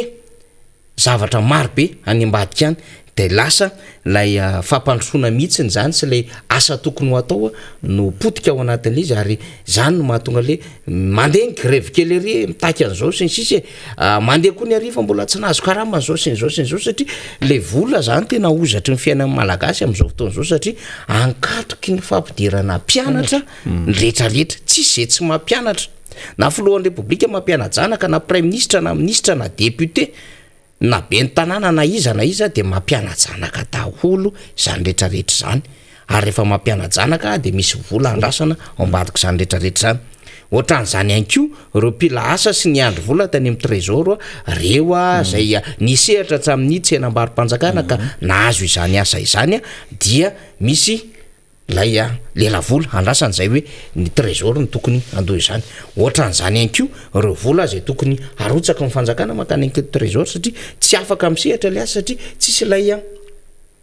DGT am'izao fotoan'izao io moa zany de mbola tsy ho am'terinandro ty ny filakevitry ministra de amin'ny larobierina ny fitondram-panjakana mbola hanao fionana amin'ny diaspora am'le 28 zany hoe amin'ny sabotsy dikan'izay zany mety le 29 na 31 vao tonga eto an-tanindrazana ny tompon'andraiki-panjakana de any am'le 1er septembre any zany vao isy conseil des ministres de andrasantsika amin'ny conseil des ministres hoe efa hanendry tale général ny trésor ve ny fitondram-panjakana zany satria amin'ny 31 farany volana aogostra moa zany de amin'ny talata de amin'ny 1er septembre amin'ny larbi zany de any fanovana filakevitry ministra fanendrena tompona andraiki-panjakana ambony zany am'izany fotoana androany ka hitatsika mifandeha fa mandroso no fotoanatsika ny vaovao tena ngeza be ihany koa député Alain Ratsimazafy ao anatin'lay raha ny antoky any izy io eo moa ny redynamisation de eo ihany koa ny raha ny antoka nanao fitsidiana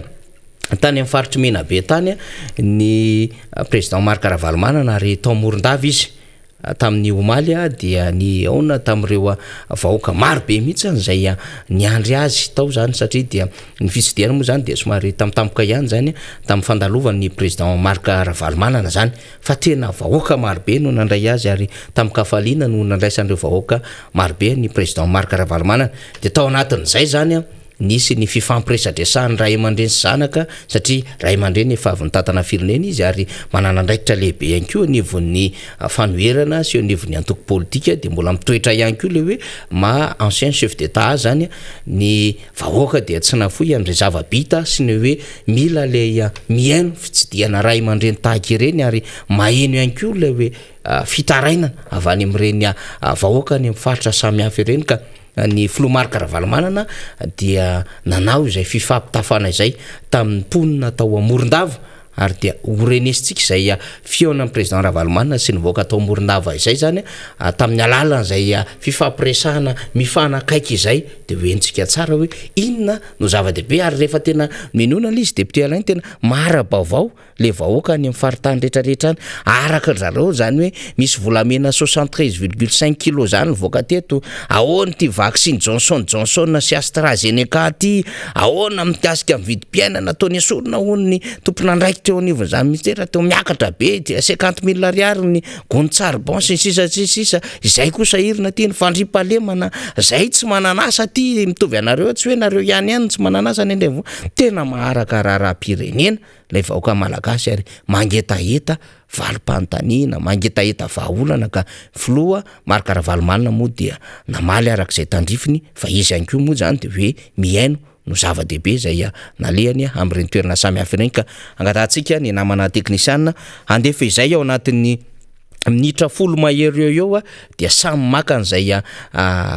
toerana antsika sy tandrify antsika zay zany amin'ity fionana lehibe tany Morondava no tanterahany filoha Marc Ravalomanana ity.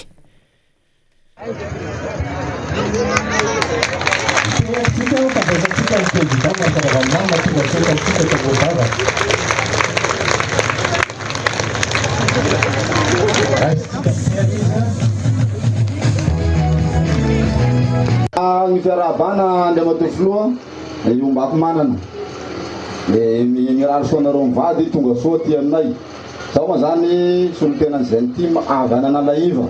izay mety misy ray aman-dreninay mbo tsy nandray anjara fitenena koa mety hiroso eto koa avao zany fa am'izao fotoana zay tenenantsika zao gn'asa zay ataon'ny tanora am'izao dia asan-dahalo. Zay zany gn'anjara asanay tanora nan'izao. Bary taloha dia vao ilikilika rehefa mamaritsa za sy anaka avy any ambatondra zaka amin'ny Karamati tsy mahazo vary plasy mihitsy rehefa mamaritsa fa ailikilika ny karana re miala fa anay ty fa vitanay azy ny vola aby ny plasy rehetrarehetra sy zay ipetrarana tsy misy mihitsy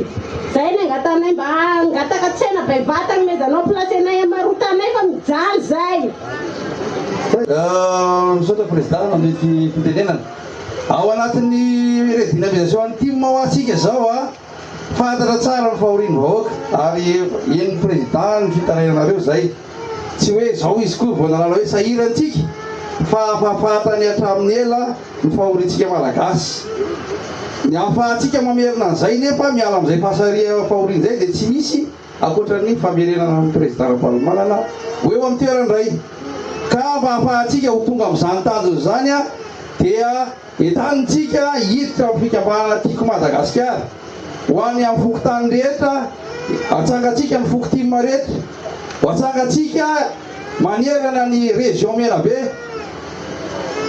tanjona metrahantsika an'izay hatramin'ny 2022 tanjonsika amin'ny 2023 dia ny ametraka amin'ny filomarika Ravalomanana ho filoham-pirenena indray misy toromarika samihafa misy toromarika samihafa any atsefatsefany any misy fampianarana samihafa anisan'izany ty hozarera amintsika ty ahatongavatsika amin'izany tanjona zany fa tsy hoe mandeha fotsiny amin'izao korytsika fa misy fampianarana samihafa mbola ho avy koa ny birao etoko avy any Antananarivo ampifanantsika mpitarika ho avy tsy hoe zany dia manentana antsika sahady ao tsika ho vonina ao tsika ho sahotra n'le niteny teo araky ny teny président fa atsy tolona ohatry antsika tsy moramora ny tolona ohatry antsika fa rehefa satsika vonintsika tsisy mangidy tsy manino zay le izy dia misy somanatena fa ho vonina daolontsika rehetra hiara itolona hifankatia hifanome-era hifanome tanana mba hatratrarantsika amin'ny tanjona tokony hitodiana amin'ny famerenana ny filoha atao fanfary voalohany indrindra aloha dia mamerana ny fiaravana indray matao filoha azy zany miarabanao zay indray matao filoha miarabanao zay neny tonga ty amin'ny faritra Menabe indrindrindra atao magnaraka an'izay misaotra an'Andriamanitra bevata zahay fa tonga ty soamantsara aty Morondava ny mivady indray matao filoha ary misaotra antsika vahoaka ihany tonga eto zao koa manotra an'izao fotoana zao ary manotra ny daty mivady magnaraka an'izay marina le resakinao indray matao filoha tamin'ny fotoanandro ny atao hoe mijaly anie nareo vahoaka tsy tsitsinao ne reo olona reo e iny tokoa moa zava-misy ananiky zao tena marina tena teninao indray matao filoha fa tena mijaly ny vahoaka malagasy ananiky zao tsy eto Morondava avao fa eran'ny Madagasikara mba tsy ilazana ny hoe ao ny tsy fandriam-pahalemana ao ny tsy fanananasa ao ny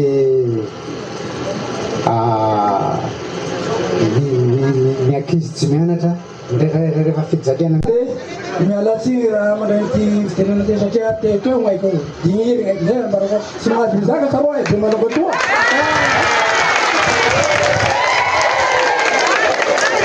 fa ty raha ty ity sy fiteny anglisy sy teny fransay le zaka koa fa indesiko to anglais sy mahay magnotania androany nahatanterantsika zao fivorisika zao misolano koa anao président Marc Ravalomanana ay mandaky fangoa eo nangay le lahy mahazotoga sotra alo bevata dagnaritana olo fabelo fotsy volotagna fotsy volotombo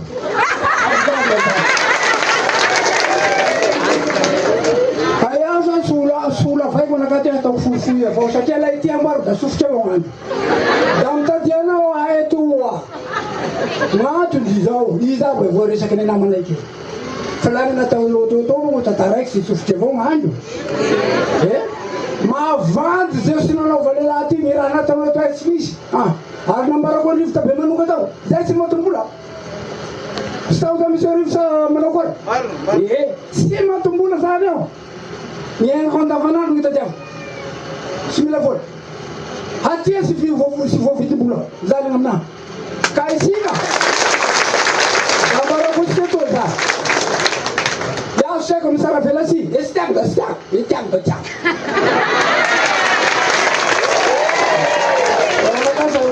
Monsieur le Président, miaingana mbasambisanà asika baba mba hotratrino baba koa mba ho avy eritreritrinay zabo tanteraka farany tena isika eto misy mivavaky misy sy mivavaky anareo mivavaky ka magnome signy anahy fa hay lafa mandrika ro mena aniko hay sary ravalimanana mba avy eto plasy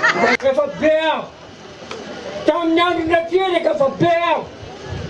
tamin'ny andro zavy albert Ieno aloha teo a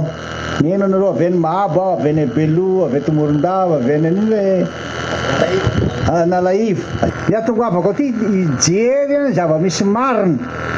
de amizay mahalala aloha de rehefa aveo a mahay a hoe ahoana namana ny olana amindreo amizay mahavita rehefa aveo mahalala aloha zava-misy iaina mivoko aty any be manonga ohatra mahalala de efa miaino anao a mahay an'liza zay haiko io de amin'ny farany a mahavita amizay tsika miaraka azonao tsara mahalala avy reno mahalala mahay mahavita tsy maintsy zay miaraka be resaka fotsy zay milaza hoe vitako ne misy tsy mahalala kory be resaka fotsy laza hoe za mahay nianatra tany an-tafy tany ianao natatsananina tsy maintsy miaraka reo aloha zay ny atongavako aty efa nisy a ny efa nalalany zavatra nisy teto amin'ny fahatromena be a fa noho ny zavatra nitranga tamin'ny 7 hatramin'izao mety niova ny zavatra nitranga de mamerina indray a zany a mijery amizay malala tsara ay zao nanjoany reto nandritran'izay fotoana zay misy mampiesona sasa fotsiny mampanantena zavatra tsy ho vita fotsiny de zao a zao tonga eto aminareo mahalala tokoa hoe hita masiko fotra zao aiky mifahorian'ilay olona de mahay satria nareo miresaka amiko oatra zao a de hitako izy hoe ay zay le izy de mahavita rehefa tena miasa miaraka tsika efa milaza nareo fa mahita vahaolana mahita zay sa tsy mbola nampanantena zavatra tsy ho vita zany tena fa nisy ilay fitronandoha natao tany a bypass fa tsy ampy azy zay satria tsy maintsy asitsika koa le fitronandoha paritra amin'ny faritra ty Menabe de fantatrareo le izy misy an'ilay efa voalaza ao anatin'ilay famitinana le fehezakevitra iny de iny atoranareo daholo samy malala daholo ay zao marina mahazo fa saika mitovitovy daholo any zavatra manjoa eto Madagasikara ny zavatra manjoa de zao hoe lasa ny totongana na lasa marisosona ny krizy ny fahasairanana ary indrindrindrindra lasa ny endanja be ny vola malagasy lasa ny nahantra ny malagasy zay misy tena era Madagasikara zay hitako zay ary zay ny resahana noho izany a tsy maintsy ampahafantariko anareo aloha hoe inona ny atongavako aty tsy mbola afaka manao ninino tsika hoe avita zavatra fa mbola mifampidinika aloha tsika zao de milaza amiko nareo de zao zany nanaovana an'izay mahita zao ny tanora raha mba asiako miteny zao ny tanora misy solotenany tanora hiteny de alonga izy menimenina eo aloha izy tabataba aloha izy hotezitra hoe hoeninareo tsara ny zavatra resahana fa ny tanora zany tanora zany mbola manana ny hoaviny zany mbola raha ohatra izy mbola mianatra de ahoana amin'ny fianarany raha ohatra izy efa mieritreritra ny ambady de ahoana nahitany vady misy anatinazy ve raha ohatra tsy miasa izy zany zavatra mety hitranga daholo zany mila zany tsika ary mila hosaha mila mamotra tanaka mila saha mila fahasahina fa tsy olona kalosa be le masina be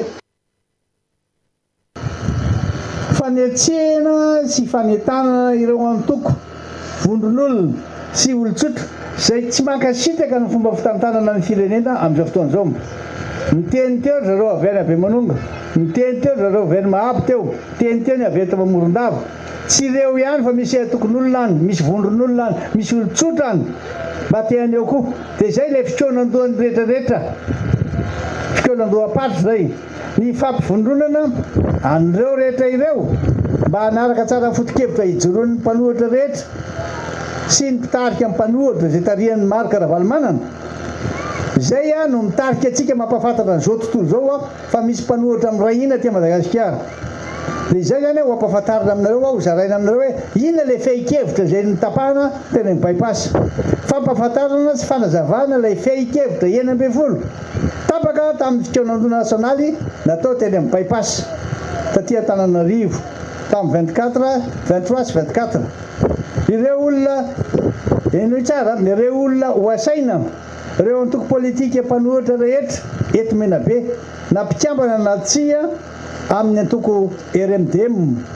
ireo fikambanana sy vondron'olona manohitra ny fitondrana fa tsy mandeha araka ny tokony izy tsony be loatra ny fanitsakisana ny lalam-panorenana be loatra ny fampahoriana ny vahoaka amin'ny tsy fisian'ny fandriam-pahalemana ary be loatra ny olona tsy anasa indrindra fa ny tanora ary be loatra ny vehivavy tena mitaraina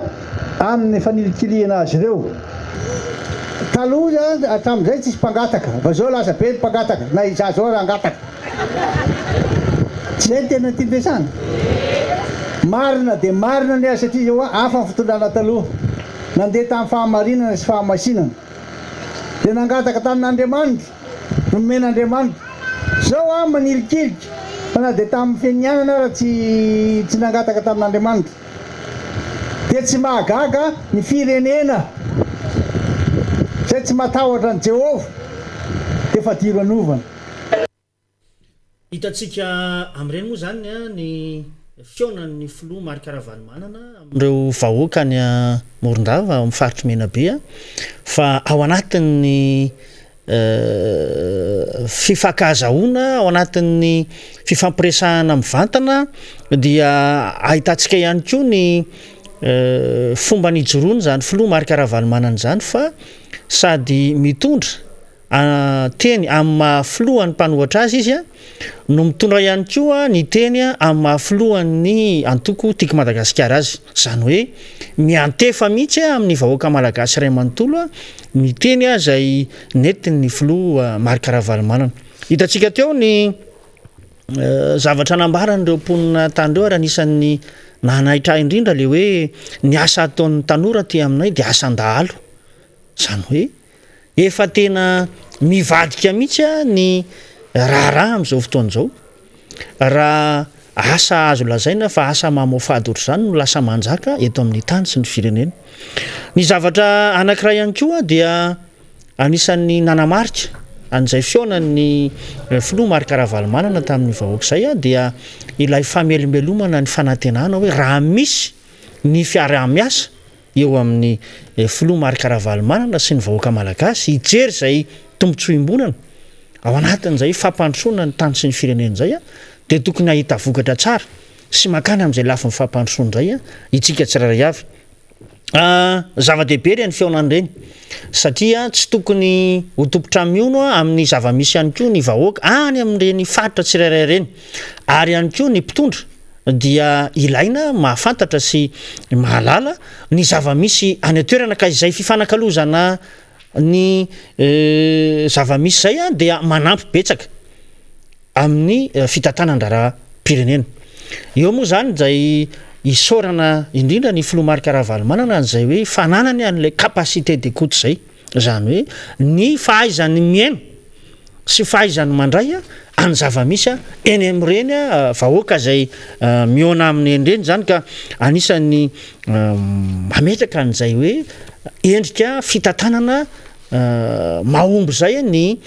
nasehoan'ny filoha Marc Ravalomanana ary tsy manadino ny vahoaka malagasy izy tsy mijanona teto an-drenivohitra ihany fa dia mitety ny faritra amin'izao fotoana izao maneho an'izay fanantenana ho an'ny vahoaka malagasy zay amin'ny hoavin'ity firenena ity raha toa ka misy ny fifamezan-tanana amintsika samy malagasy namana faniry ia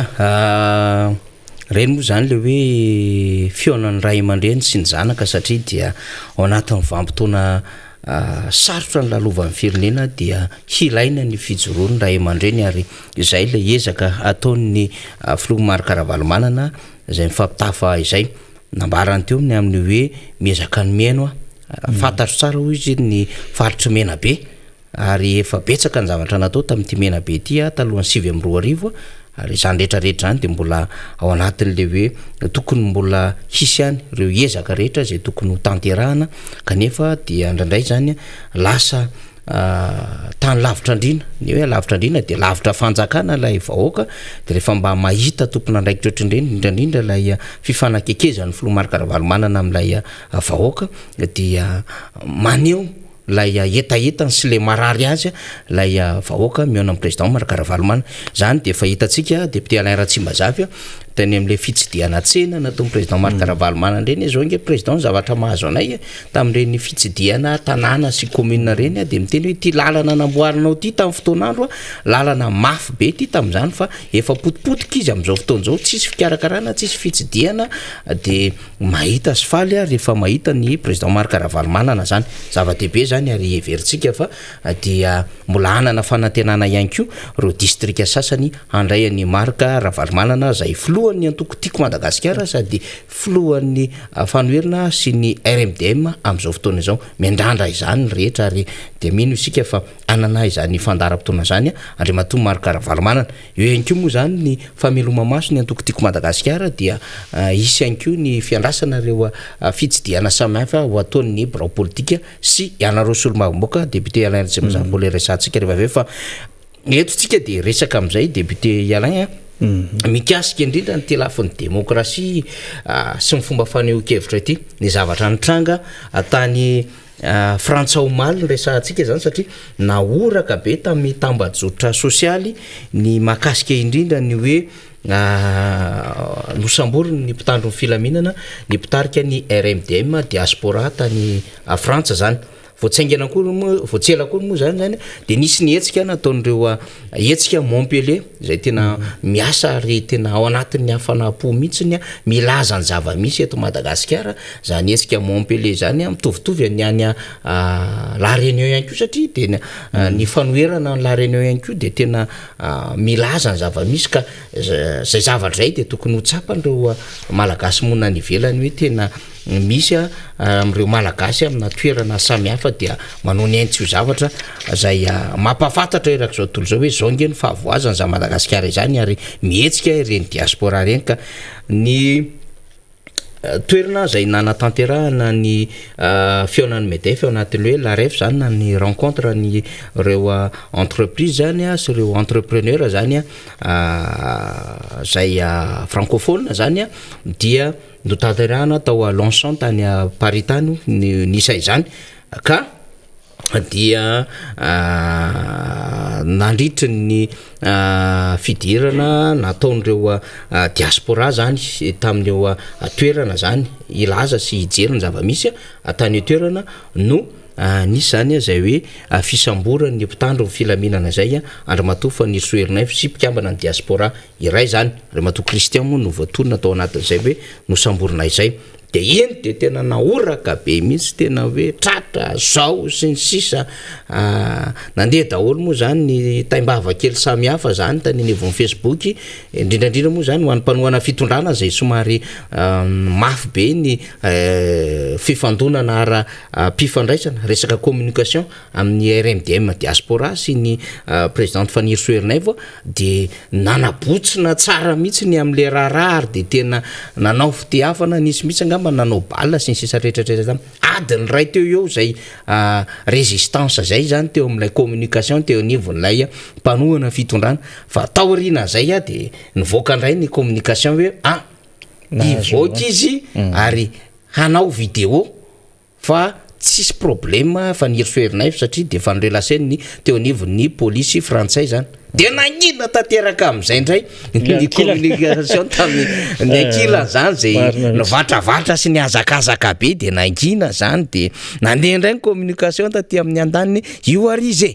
tsisy voasambitra zany ary afaka miresaka soma tsara iteny izy rehefa aveo de miandrasa daholo am'izay ambarany de ino moa zany anteny Ramatoa Fanirisoa de nanazavany amin'ny hoe tena nisy tokoa le fisamborana azy atao anatin'ilay faritra zany de ny zava-misy nambaran'ny polisy frantsay zany satria de hoe izay de nahazo antso zany sy filazana fa ianao miditra eto dia ayaina anao acte na resaka terrorisme satria de hoe mety mitondra bomba na zavatra hafa zany dia no savaina izy ny poketrany ny savaina ny poketrany zany hoe inona zany misy bomba ave miaraka amin'ny vehivavy ty sy ny sisa satria zany resaka bomba zany koa moa zavatra efa niainana teto Madagasikara zany amin'ny adifiady politika de naseho zany hoe atao ara ny fisavana de nentina tany amin'ny toerana izy tany amina commissariat zany de rehefa nisavaina tsisy ninina hita tao am'zany hoe tsisy bomba tsisy zava-madomelona tsisy fitaovam-piadiana no hita tany am'zany filohan'ny RMDM diaspora français zany de no resahana tao anatin'izay hoe mazava be zany fa dia tsisy ninina ty aminao satria zany no vaovao avo rainay ary antony nahatonga anay nisambotra anao zany satria ao anatin'ilay fivoriana zay ngeza be zay misy tompona ndraiky mpanjakana sy misy tompona ndraikitra maro samihafa zay tena tsokon'olombolo niarika zay fivoriany mety efa izay zany iny zany iny sary iny tena nitadiaviny teo anivon'le mpanohana fitondrana hoe voapetaka voasambotra ifaniry soherinay zany mba ahafahana zany manala baraka zany sy milaza ny hoe de tena manelingely azy lay diaspora sy lay filohan'zany diaspora zany fa avy eo nangatapana-zavana izy tamin'ny polisy frantsay zany député Alain Tsimazava fa inona marina le zavatra ary rehefa nanazava am'izay ny polisy frantsay de hoe teo zay fanairana azona izay fa faharoa de hoe misy objet ana mandat d'arrêt international anao ty la Frantsa ty zay manotohana zany ny filaminana anatin'ny firenena malagasy sy manao incitation à la haine zany amin'ny firenena malagasy ohatrohatran'izay 3 chefs d'inculpation telo izy fa ny roa zay nambarako teo zay zany ny fantelo moa mezaka mitadidy kely ihany fa tsy voapetaka tato anatin'ilay notiko zany le izy de eo koa le hoe nanao demande d'extradition any faniry soherinay zany ny fanjakana malagasy ny atao hoe demande d'extradition zany fangatahana amerena anazy aty atandrazana zany rehetrarehetra zany kanefa rehefa nikariko zany ny polisy frantsay zany tena aingana be satria ny anazy moa de tsy mitovy any aty amitsika fa izy dia efa zay le digitalisation tsisy fampiasonana fa tena araka ny tokony izy professionnel ary zay raha teo koa le fomba fiasa efa tena aingana be mihitsy ny amina réseau de vao mitapy fotsiny izy mahakasika an'ilay olona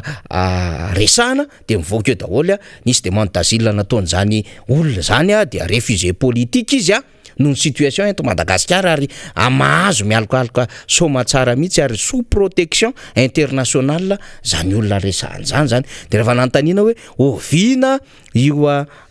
mandat d'arrêt international io de hoe tamin'ny fahaenina ambin'ny folo ny volana aogositra 2024 de rehefa mamadibadika tsika député Alain Tsimazava ovina moa zany enina ambin'ny folo ny volana aogositra zany de tamin'ny herin'ny latsinainy zany hoe 5 ambin'ny folo aogositra no nataony présentation officielle an'le gouvernement teny avlo izay na be resaka am'izao fotoana zao de ny fahaenina ambin'ny folo ny volana aogositra tamin'izany fotoana zany nge efa tsy teto Madagasikara andre matoy any Rajoelina fa efa tany Malawi zay nisy fivoriana no tanterahany tany dikan'izay zany de hoe nandritry ny tsy nahateto azy hoe no nisy niketriketrika tany ambadika tany nanao an'ilay mandat d'arrêt international satria tamin'io fotoana io no efa navoaka tamin'ny fifandraisana sy ny communication rehetrarehetra hoe ho an'ny Frantsa hiatrika ny fivoriany Medef Andriamatoa Andry Nirina Rajoelina filoham-pirenena malagasy zany de efa fantatra zany de nalefa zany lay mandat d'arrêt international de zay ny antony mahatonga antsika miteny teo ny hoe ny tena mety hoe ketrika tao anatiny ty angamba de hoe manif contre manif nataon'ilay diaspora entina ilazana fa misy mpanohany zao fitondrany zao eto Madagasikara de zay le nampime antsika hoe le olona nanao fitsangatsanganana tery amin'ny parc nandray an'ilay délégation ny fitondrana zay niaraka tamin'ny ministre Ndrarambahiny sy ny DG PP zany hoe directeur général ny projet présidentiel sy ireo délégation nahafa taty niaraka tamin'ny any nampiakanjona akanjon'ny faritra de niresahana hoe olona avy any amin'ny faritra faritanyinina zay tena manohana an'le fitondram-panjakana ao anatin'ilay raharaha zany antena taravina zany de hoe nieritreretin'izy ireo de ny afahana aloha zany miampese an'ilay manifestation zany zay nieritreretiny RMDM diaspora ary tsy nanafina an'izany tokoa ny le RMDM diaspora député Alain Tsimazava hoe hanatateraka zay fitsenana an'Andriamatoa Andry Rajoelina eny amin'ny CDG na ny aéroport ny centre Charles de Gaulle zany zay hiandrasana an'le filoha fa tsy nipotra moa zany lay délégation tam'izay fotoana ndray de communiquer ny RMDM diaspora zay hoe tsy nipotra tetỳ am'le faritra nindrasana azy le délégation malagasy de teo koa zany le fikasana hoe l'ensemble zay toerana hanaovana an'le fivoriny MEDEF reto diaspora reto zay zany ny zava-misy amin'ny akabeany tsy ny abotira zany la eritreritry ny fanjakana anao mandat d'arrêt international ny fanirisoerinaivo c'est la demande d'extradition satria dia rehefa sous protection zany international zay sy manana an'izay hoe statut na réfugié politique zay dia sarotra zany resahana zany satria tsy mitovy any eto Madagasikara zany mandeha bahoana fotsiny raha eto Madagasikara député Alain fa tena misy famaritana de zay no idirantsika am'le hoe maintenu zany le etsika ataon'ny diaspora mbola resantsika rehefa feo fa manakambary député Alain Ratsimbazafy. Marina avokoa zay nambaranao to zay namana faniry ary eto aloha dia mankasitraka amin'ny fiombonam-po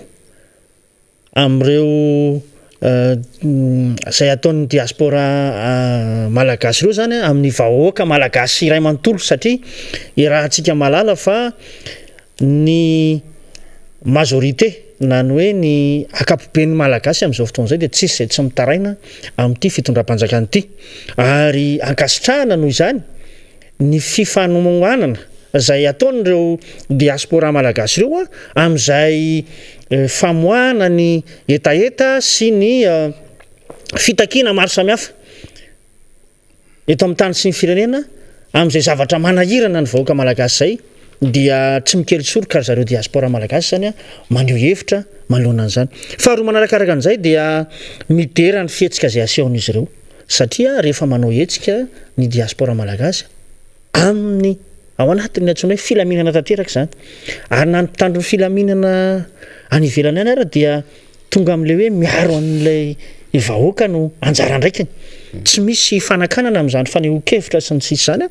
fa dia akahalalana rehefa atao ampilaminana lizy araky nefa nambaranao teo de nisy ny hoe fisamborana sy ny sisa natao tamin'ny Ramatoa Fanirisoerinaivo eto aloha de makasitraka ary mankahery azy zahay eto amin'ny fandarana miara-manonja satria de anisan'ny vehivavy tena mahery fo zany Fanirisoerinaivo zany zay mitolona ho antsika vahoaka malagasy ihany koa any amin'izany ampitan-dranomasina izany ny azo ambarangara mahakasika an'iny namana faniry de hoe sarotra miady amin'ny marina rehefa marina ianao dia tsy maintsy mipotry eny foana ny ataontsika hoe zay fahamarinana zay ary tsy ahafahan'ny olona zay anao amboletra ary mieritreritra ihany koa angambo ity atao hoe solon-tenam-panjakana miaraka amin'ny filoham-pirenena zay any alafarantsa amin'izao fotoana zao ty fa mbola tiany atao ihany le hoe démocratie aty Afrika satria ny aty Afrika indrindra eto Madagasikara rahantsika malala fa ao anatin'ny faneriterena ao anatin'ny fandrahonana ao anatin'ny fanagadrana ho an'ireo olona zay tsy mitovy hevitra araky ny efa nambaranao teo fa efa nanam-panirina mihitsy zareo hoe anao sakoto any Ramatoa Fanirisoerinaivo hiara-hody amin'ny eto Madagasikara aorianan'izay fitsidiana atao zay kanefa dia misy ny lalàna velona iraisam-pirenena zay mifehany zany raharaha zany dia isorana an'Andriamanitra zany satria dia manana ny andriakinana ihany koa zao fanoherana zao dia tain'Andriamanitra lalandava amin'izay zavatra atao rehefa mijoro amin'izay sehatry ny fahamarinana zay araky nefa nambaranao teo dia nahazo lalana zany namana faniry amin'izao fotoana zao ny hetsika zay kasain'ireo diaspora RMDM any Frantsa reo zay ho tanterahana amin'ny 7 sy ny 9 ny volana aogositra ho avy zao mariana moa fa didim-panjakana na didim-pitondrana na arrêté zany navoaka ny teo amin'ny préfecture no manome lalana ny diaspora namana technicien raha mety azafady afahana manao an'izay hetsika zay dia hitanao amin'izany fa ny démocratie any amin'ny tany mandroso de miazakazaka fa ny eto amin'ny firenentsika ihany no tena manahirana mampiatra azy ary hita hoe efa tsy rariny intsony ny fampiarana an'izany démocratie zany eto amintsika amin'ireo sakatsakana isan-karazany angatahana moa ny technicianina satria de misy horonan-tsary mifandraika amin'izay zay tokony ampahafantaritsika ho an'ny vahoaka malagasy ny sary zay alefa raha ohatra efa vonao izy namana technicien zany lay arrêté zay navoaka zany teo anivon'ny préfecture zany miresaka indrindra zay fanaovana fihetsiketsehana roa andro zay tena le fomba fiasa mihitsy zany tena mahafinaritra député io izy io lay arrêté zany sady manazava zay initiative ao ataon'ny diaspora any ivelan'izay zany ao anatin'ny ray andro monja dia mivoaka ny fahasondalana ray andro monja tsy mitovy any eto amintsika mitovy mihitsy tena mahavarina mbola manao miaka-midina le lalan'le taratasy dia mbola ivory ny emo ny OMC sy ny sisa zany fa ny anaovana azy zany dia ao amin'ny angle de chaussée de la Muette zay zany ray et l'avenue de Ranelaghe Paris 16e zay zany io izy hitatsika io angle de chaussée de la Muette zay zany no toerana iray zany ary ny avenue de Ranelaghe Paris 16e zany no hanatanterahana zay fihetsiketsehana izy ireo zay 27 28 lasinady no nitondran'izy ireo an'le hetsika zany hoe lasinady de mitoetra amina toerana anankiray de mitondra vilany mitondra sifflet mitondra zavatra hafahana mampaneno an'le hoe satria tsy isika eto ihany zany mampiseho an'le anoanana fa reo diaspora ny ivelany koa de misorana azy lehibe zay hoe nona ny vahoaka malagasy any nefa ianareo de milibaliba ny vola maro be ary ianareo dia anisany anko tsy nanao fitantanana tsara ho an'ireo vola maro zay tonga atao anatin'ny kitapom-bola mpanjakana zany rehetrarehetra zany no etsony izy ireo anatin'izay hoe endriky nylay antso ataon'izy ireo ao ny hitondra vovozela ny hitondra kipantsona ny amponga samihafa zany mba ho fantatry ny zao tontolo zao fa marary lay fitondrana malagasy ary etsika nahazo nalalana noho izany zany ho anareo diaspora rehetra ny ivelany any matsapa ny fahorian'ny vahoaka malagasy aty Madagasikara dia asaina raha ny afatra zany mba ho avy am'izany fihetsiketsehana zany satria dia miombokevitra miombopo amin'ny marary any vahoaka malagasy atyatoerana satria tena marary any ny vahoaka malagasy am'izao fotoana zao ary santionany reny fitsidiana nataon'ny président Marc Ravalomanana reny am'le hoe tena sahirany zay ary tena miainany tena zavatra tsina no filoham-pirenena moa zany efa nisy fotoana ny teny mihinany tsy fihinany izy ary moa efa mahatsapa an'izany mihitsiny de zany zava-misy amin'ny endrika kapeno ka rehefa miresaka an'izay ihany tsika nieritreritra resaka démocratie tsika député Alain Tsimbazafa satria ny zomany io hevitra mba mitsiriritra ny any ivelany tsika eto Madagasikara hoe rovina la vao mba hotony ny any amin'ny firenena matanjaka sy mandroso Madagasikara tena raha teto amintsika reny tonga de mipetahany fanirisoherinay fa tsy niraraha mihitsy izy hoe zao ny antotataratasy nasana de aloha de avy eo fanazava ozy fa tena le tonga aloha zany de le tena fahasorena ino moa zany nalay le tena le olona mihitsy aloha ny jerevana zany fa tsy mijerany le endriky ny lalàna sy ny fiarovan'ny lalàna am'izany rehetrarehetra zany de zany lay manahirana amin'ny aty amin'ny afrikana fa manakambara am'izay resaka démocratie zay aloha ya ny resaka démocratie moa de mazava ho azy efa voarakitra ao anatin'ny lalam-pandroenany hitatsika zany ao amin'ny andininy 10 sy ny 11 zay tsara any angamba ny amerenantsika azy mba alalan'ny vahoaka malagasy hoe misy an'izany lalam-pandroenana zany ane mifehany zany lafin'ny fahafahana maneho hevitra zany eto amin'ny tany sy ny firenena de ao amin'ny andininy 10 de mazava tsara ny lazain'ny lalam-pandroenana fa ny fahalalahana maneho hevitra sy miteny ny fahalalahana eo amin'ny fandraisana eo amin'ny fifandraisana ny fahalalahana manao gazety ny fahalalahana hiditra amina fikambanana na anorona fikambanana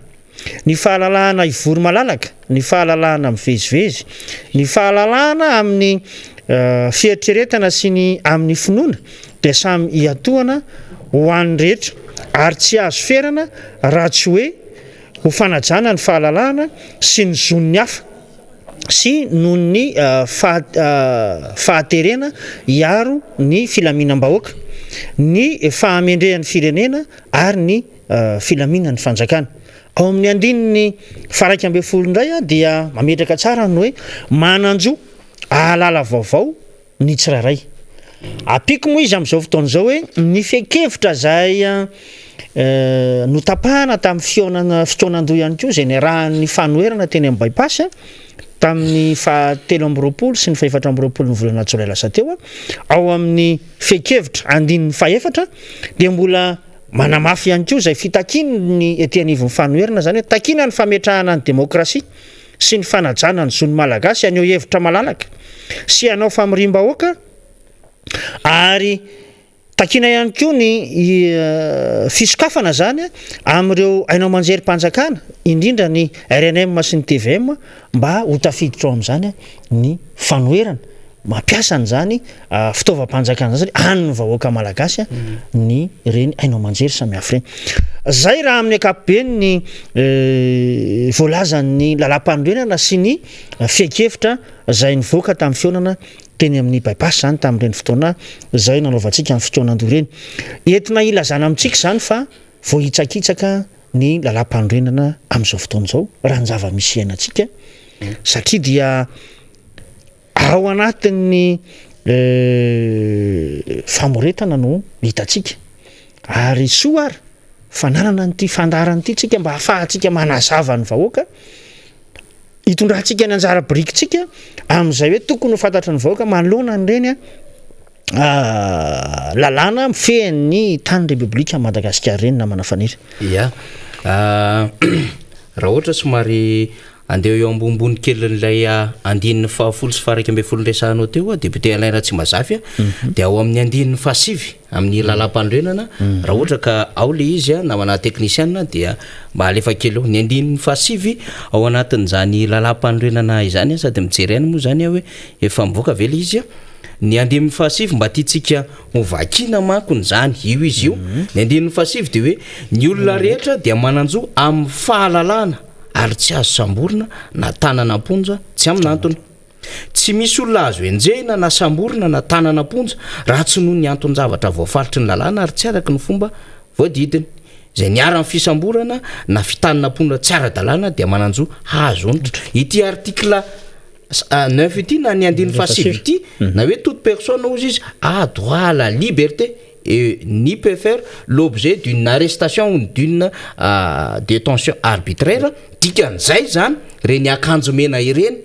tamin'ny 20 volana febroary député Alain Ratsimazafy dia voadika ty andininy fahasivy amin'ny lalam-panorenana ity mananjo ahafantatra ny vaovao zay ataonareo solombavamboaka amin'ny alalan'ny tatitra lay vahoaka malagasy tena toerana ary tsy consommer ny acte satria na ianareo solombavamboaka ara dia mbola tsy nidina toerana fa mbola niandry ny am'izay hoe ahoana ny fandaminana atao mbola fanambarana ary no nataon'ny solombavamboaka ty tamin'izay hoe tsy mety io fiatsika ataony fitondram-panjakana io satria izahay dia anao tatitra no antondehanay iny amin'izany toerana zany satria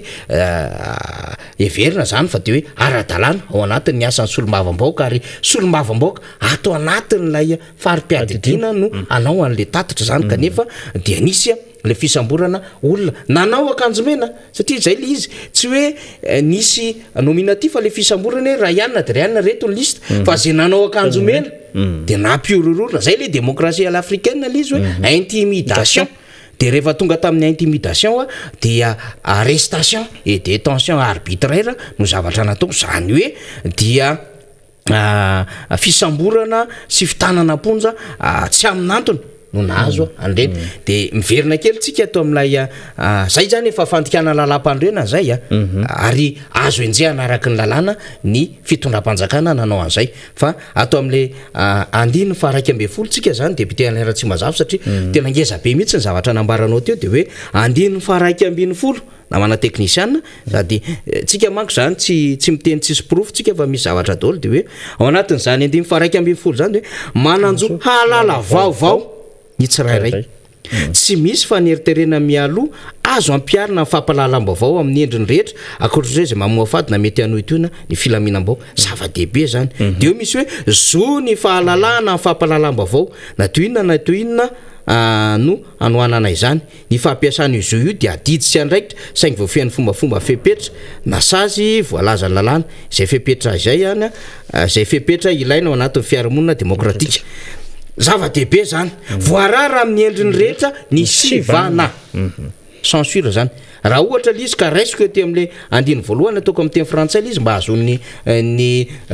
sasany azo kokoa de andray de hoe tout individu izy a droit à l'information zany droit na information zany de tena hoe indrindrandrindra ny média public zany amin'ny alalan'ny RNM sy TVM zaho maly député Alain Ratsimazafy ny haino ny fandarana atao amin'ny onjam-pirenena de misy fandarana hoe sarina karina de tena rehefa miaino zany tsy mampaninona fa zoan'ny mpanogazety mamokatra fandarina ohatrandreny fa de hoe mba mangaetaeta rovina ny mpanohitra mba miatrika izany tsika nge tsy afaka miditra n'zany savaraviny zany sahirantsika am'zany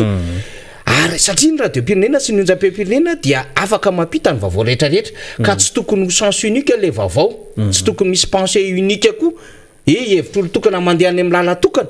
no fahampahalalam-baovao eto Madagasikara fa de namatrapatratra misy le sénateur de Madagasikara hoe azao reo mpanohatra reo zao efa mandroso amin'ny fanjakana de zay zany le vahoaka any ambanivohitra any efa tena mamirapiratra mihitsiny lay firenena malagasy am'izao fotoana zao de zao le mpanohatra fa solo fa misy antony fandarina ataontsika itony fa na izany afa le couverture nationale amin'ny alalany onjam-peo ary lalam-pandrenana manome atsika an'izany ary zay raha teo ngely no ny divan'izy ireo tao anatin'le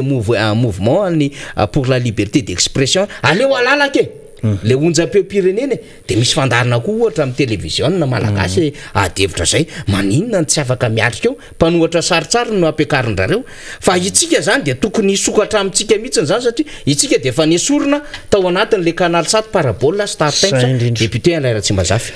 marina mihitsy ny resahanao namana fanisa satria dia ankehitriny dia irahantsika malala ny fahasarotany zany hoe fidiran'ny mpanohatra na ny fanoherana mampiasa an'izany ainao manjery mpanjakany zany tadio fa ny vahoaka malagasy io fa tsy fananam-panjakany tsy fananam-panjakany io fa ny vahoaka malagasy tsy fananam-mpitondro izay indrindra no tsara marina hoe manana zotsika ety anivon'ny fanoherana ny aneo hevitra ao anatin'izany ainao manjery mpanjakany zany zay angatahana moa zany amin'ny ministra tompona andraikitra ministra ny serasera amin'izao fotoana izao hoe miosehatra ny fanoherana ao anatin'izany ainao manjery mpanjakany zany akoatran'izay tsika de nitaky tao anatin'ny fekevitra ihany koa amin'le hoe aoka mba ho afaka zany andeha ara-dalàna amin'izay le hoe fampitany vaovao zay ny ainao manjery tsy miankina anisan'ny efa nresahanao teo ny tsy fahazahoantsika eto amin'ny MBS ohatra miditra ao anatin'izany hoe bouquet satellite zany sakana ny fanjakana zany amin'izao fotoana izao ary amoronana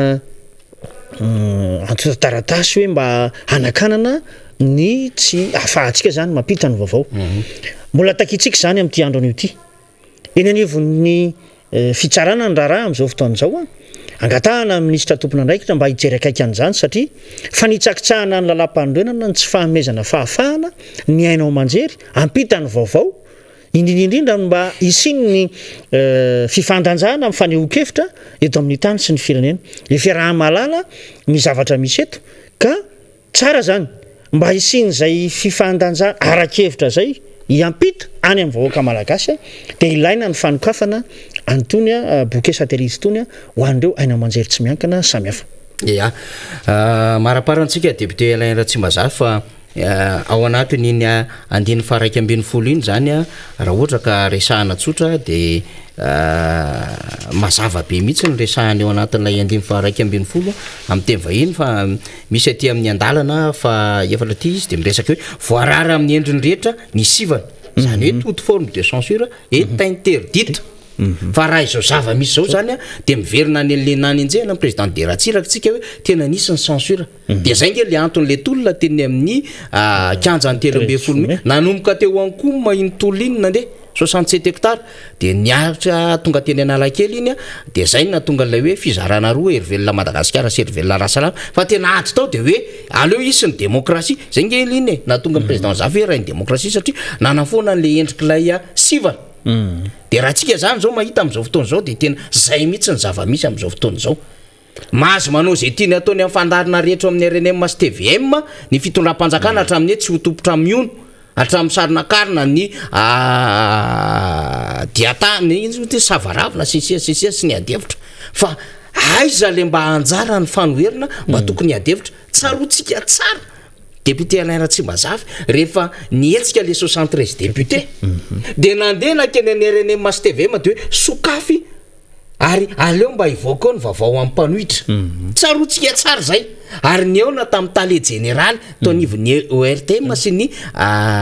radio sy ny télévisionna malagasy reto tompona ndraiky mpanjakany reto am'izao fotoan'izay zay mpanohatra tam'izany député sisy no niady tsy nandeha tonga délégation ny vikiviky ery ho any NRNM STVM zay eto rehefa tonga avy any zay de manao tatitra aminareo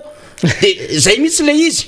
de ny eona de hoe osokafana de ozy ny teo anivony eny ary tompoko fa dia andamy mampilazo samihafa zay mba hahafahanareo mpanohatra meo ka maninona tsy osokafana ho amin'ny mpanohatra satria efa akile izy tamin'ny 2018 tamin'ny 73 député ary ny heverinareo fa maty ny démocratie de nitondra an'le vatapatinareo tery-akondrano hoe andevon'izay andra fahalalana satria tsisy an'le fahalalana sy démocratie no pitehana daholo zany rehetrarehetra zany de pitehana raha tsy mazava de zay le takitsika hoe tiana lapan'ireo na mazava tsara mihitsy voarara amin'ny endriny rehetra ny sifana ko maninona mpanohatra ny sakanana tsy haineo hevitra zay zany lizy amin'ny akapeny ka iny moa zany mbola adevitra tsy mety vita ho resantsika itra isanandro isaminitra isan'oro zany amin'ny fandarantsika député Alain Ratsimandrava fa mialohan'ny tena maraparana anazy rehefa eto alohanao de tsy maintsy tazomina foana satria ny rarahany antoko koa tsy maintsy mandeha araiky zay tokony alehany tahaka ny resolombavambaoka député fetra zao amin'ny 5e arrondissement efa miomakomana ny andray an'ny birao politika sy ny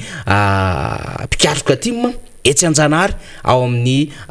sekoly miaratsoa tam'izany fotoana zany fa mety efa lycée ngamba mafiantso azy lycée privé miaratsoa ngamba izy am'izao fotoana zao ho an'Anjanahary de zay na de zay sy de za de zao sy ny manodidina rehetra io zany nareo de isan'izay redynamisation zao amin'ny rora rehefa aveo fa député Alain Ratsimandrava atsimondrany ihany koa de miomakomana manao redynamisation fa meloma maso inona ny vaovao azo ambara aloha mialohany tena marana antsika amin'ny rahalahy ty raha ty ya anisan'ny zava-dehibe iantsoroan'ny antoko moa zany antoko tika Madagasikara am'izao fotoana zao izay fameloma masona ny redynamisation zay ho anna district Antananarivo Atsimondrano de misy commune 920 ary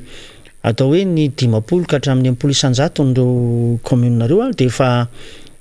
navitana zany amin'ny antsona hoe fameloma maso teny fotony fidinany fotony natao ary nametrahana ny rafitra samihafa marina moa fa ny redynamisation dia voalohany indrindra de ny fionan'ny mpikambana rehetra na ny teo aloha na ny ankehitriny izay endrika isehoany redynamisation zay faharoa de ny fametrahana ny rafitra isanambaratongany efa irahantsika malala ny hoe ny anivon'ny commune de misy ny rafitra comtim ny anivon'ny fokontany de misy ny rafitra fokotim ary akoatran'ireo de misy ihany koa ny jeune team sy ny femme team zany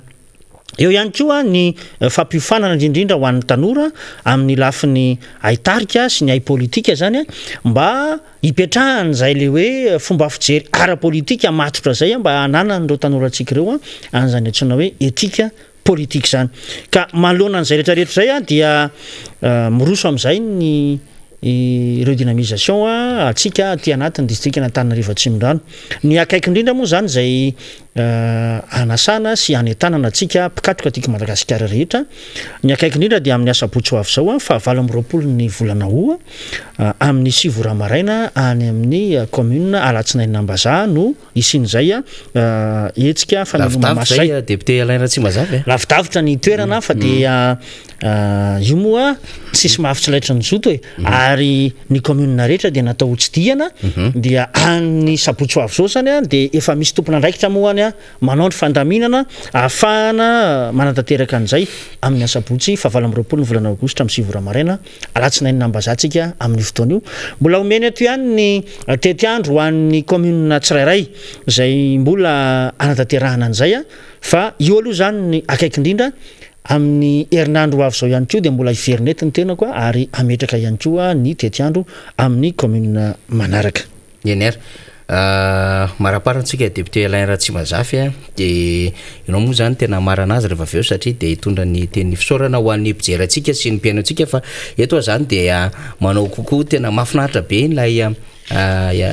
fiainantsika metana zany ny afatra zay antsatarby mivatana ataonareo ny MP ny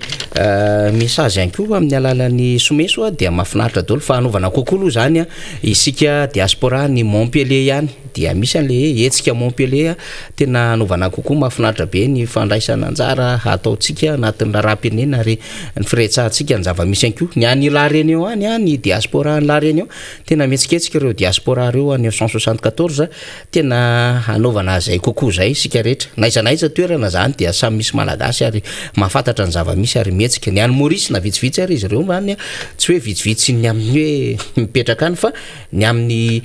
zay mbola manao ny fandaminana izay zany dia hanaovana kokoa atsika rehetra naizanaiza misy atsika ny any États-Unis, Canada, any États-Unis mbola mety matory am'izao fotoana zao na efa mifo satria tarady mivalo amin'ny orantsika raha mirombe folo zao de miemitrady mivalo de zay ny ora any États-Unis am'izao fotoana zao fa reo de manaraka reo tena mijery amin'ny alalan'ny Facebook sy ny YouTube député Alain Ratsimazava de ny eto an-tanàna moa zany ao Antsirabe nangataka manokana de zay rangamba mio kokoa satria tena miondana mihitsy ary Antsirabe naizanaiza fokontany alea de eo foana miara-manonja de misaotra betsaka kokoa nareo any Antsirabe any ary misy namana jeune mahafatrapo be tena mizara ny vaovao ary tena manao ny ezaka mitety fokontany izy ireo na mbola tsy de tena mbola mandeha ara zay hoe fidinana ho an'ny tanora zay fa mbola mametraka amin'ny lafiny ara-pandaminana de va lasa zareo mitety fokontany miresaka amin'ny tanora hoe zao ny zava-misy iainan'ny firenena tena misy efa mandray andraikitra araky ny tandrifiny tsy baikona fa tonga de mijoro ara-dalàna zany fandraisana andraikitra zany ny ao atao masinao koa kokoa ny namana naina zay manao ihany koa ny famborina ny vehivavy sy ny tanora tiako Madagasikara ho atao masinao ny any amin'ny faritra rehetrarehetra tena manao ianareo ary miezaka anatin'izany raharaha ny antoko sy ny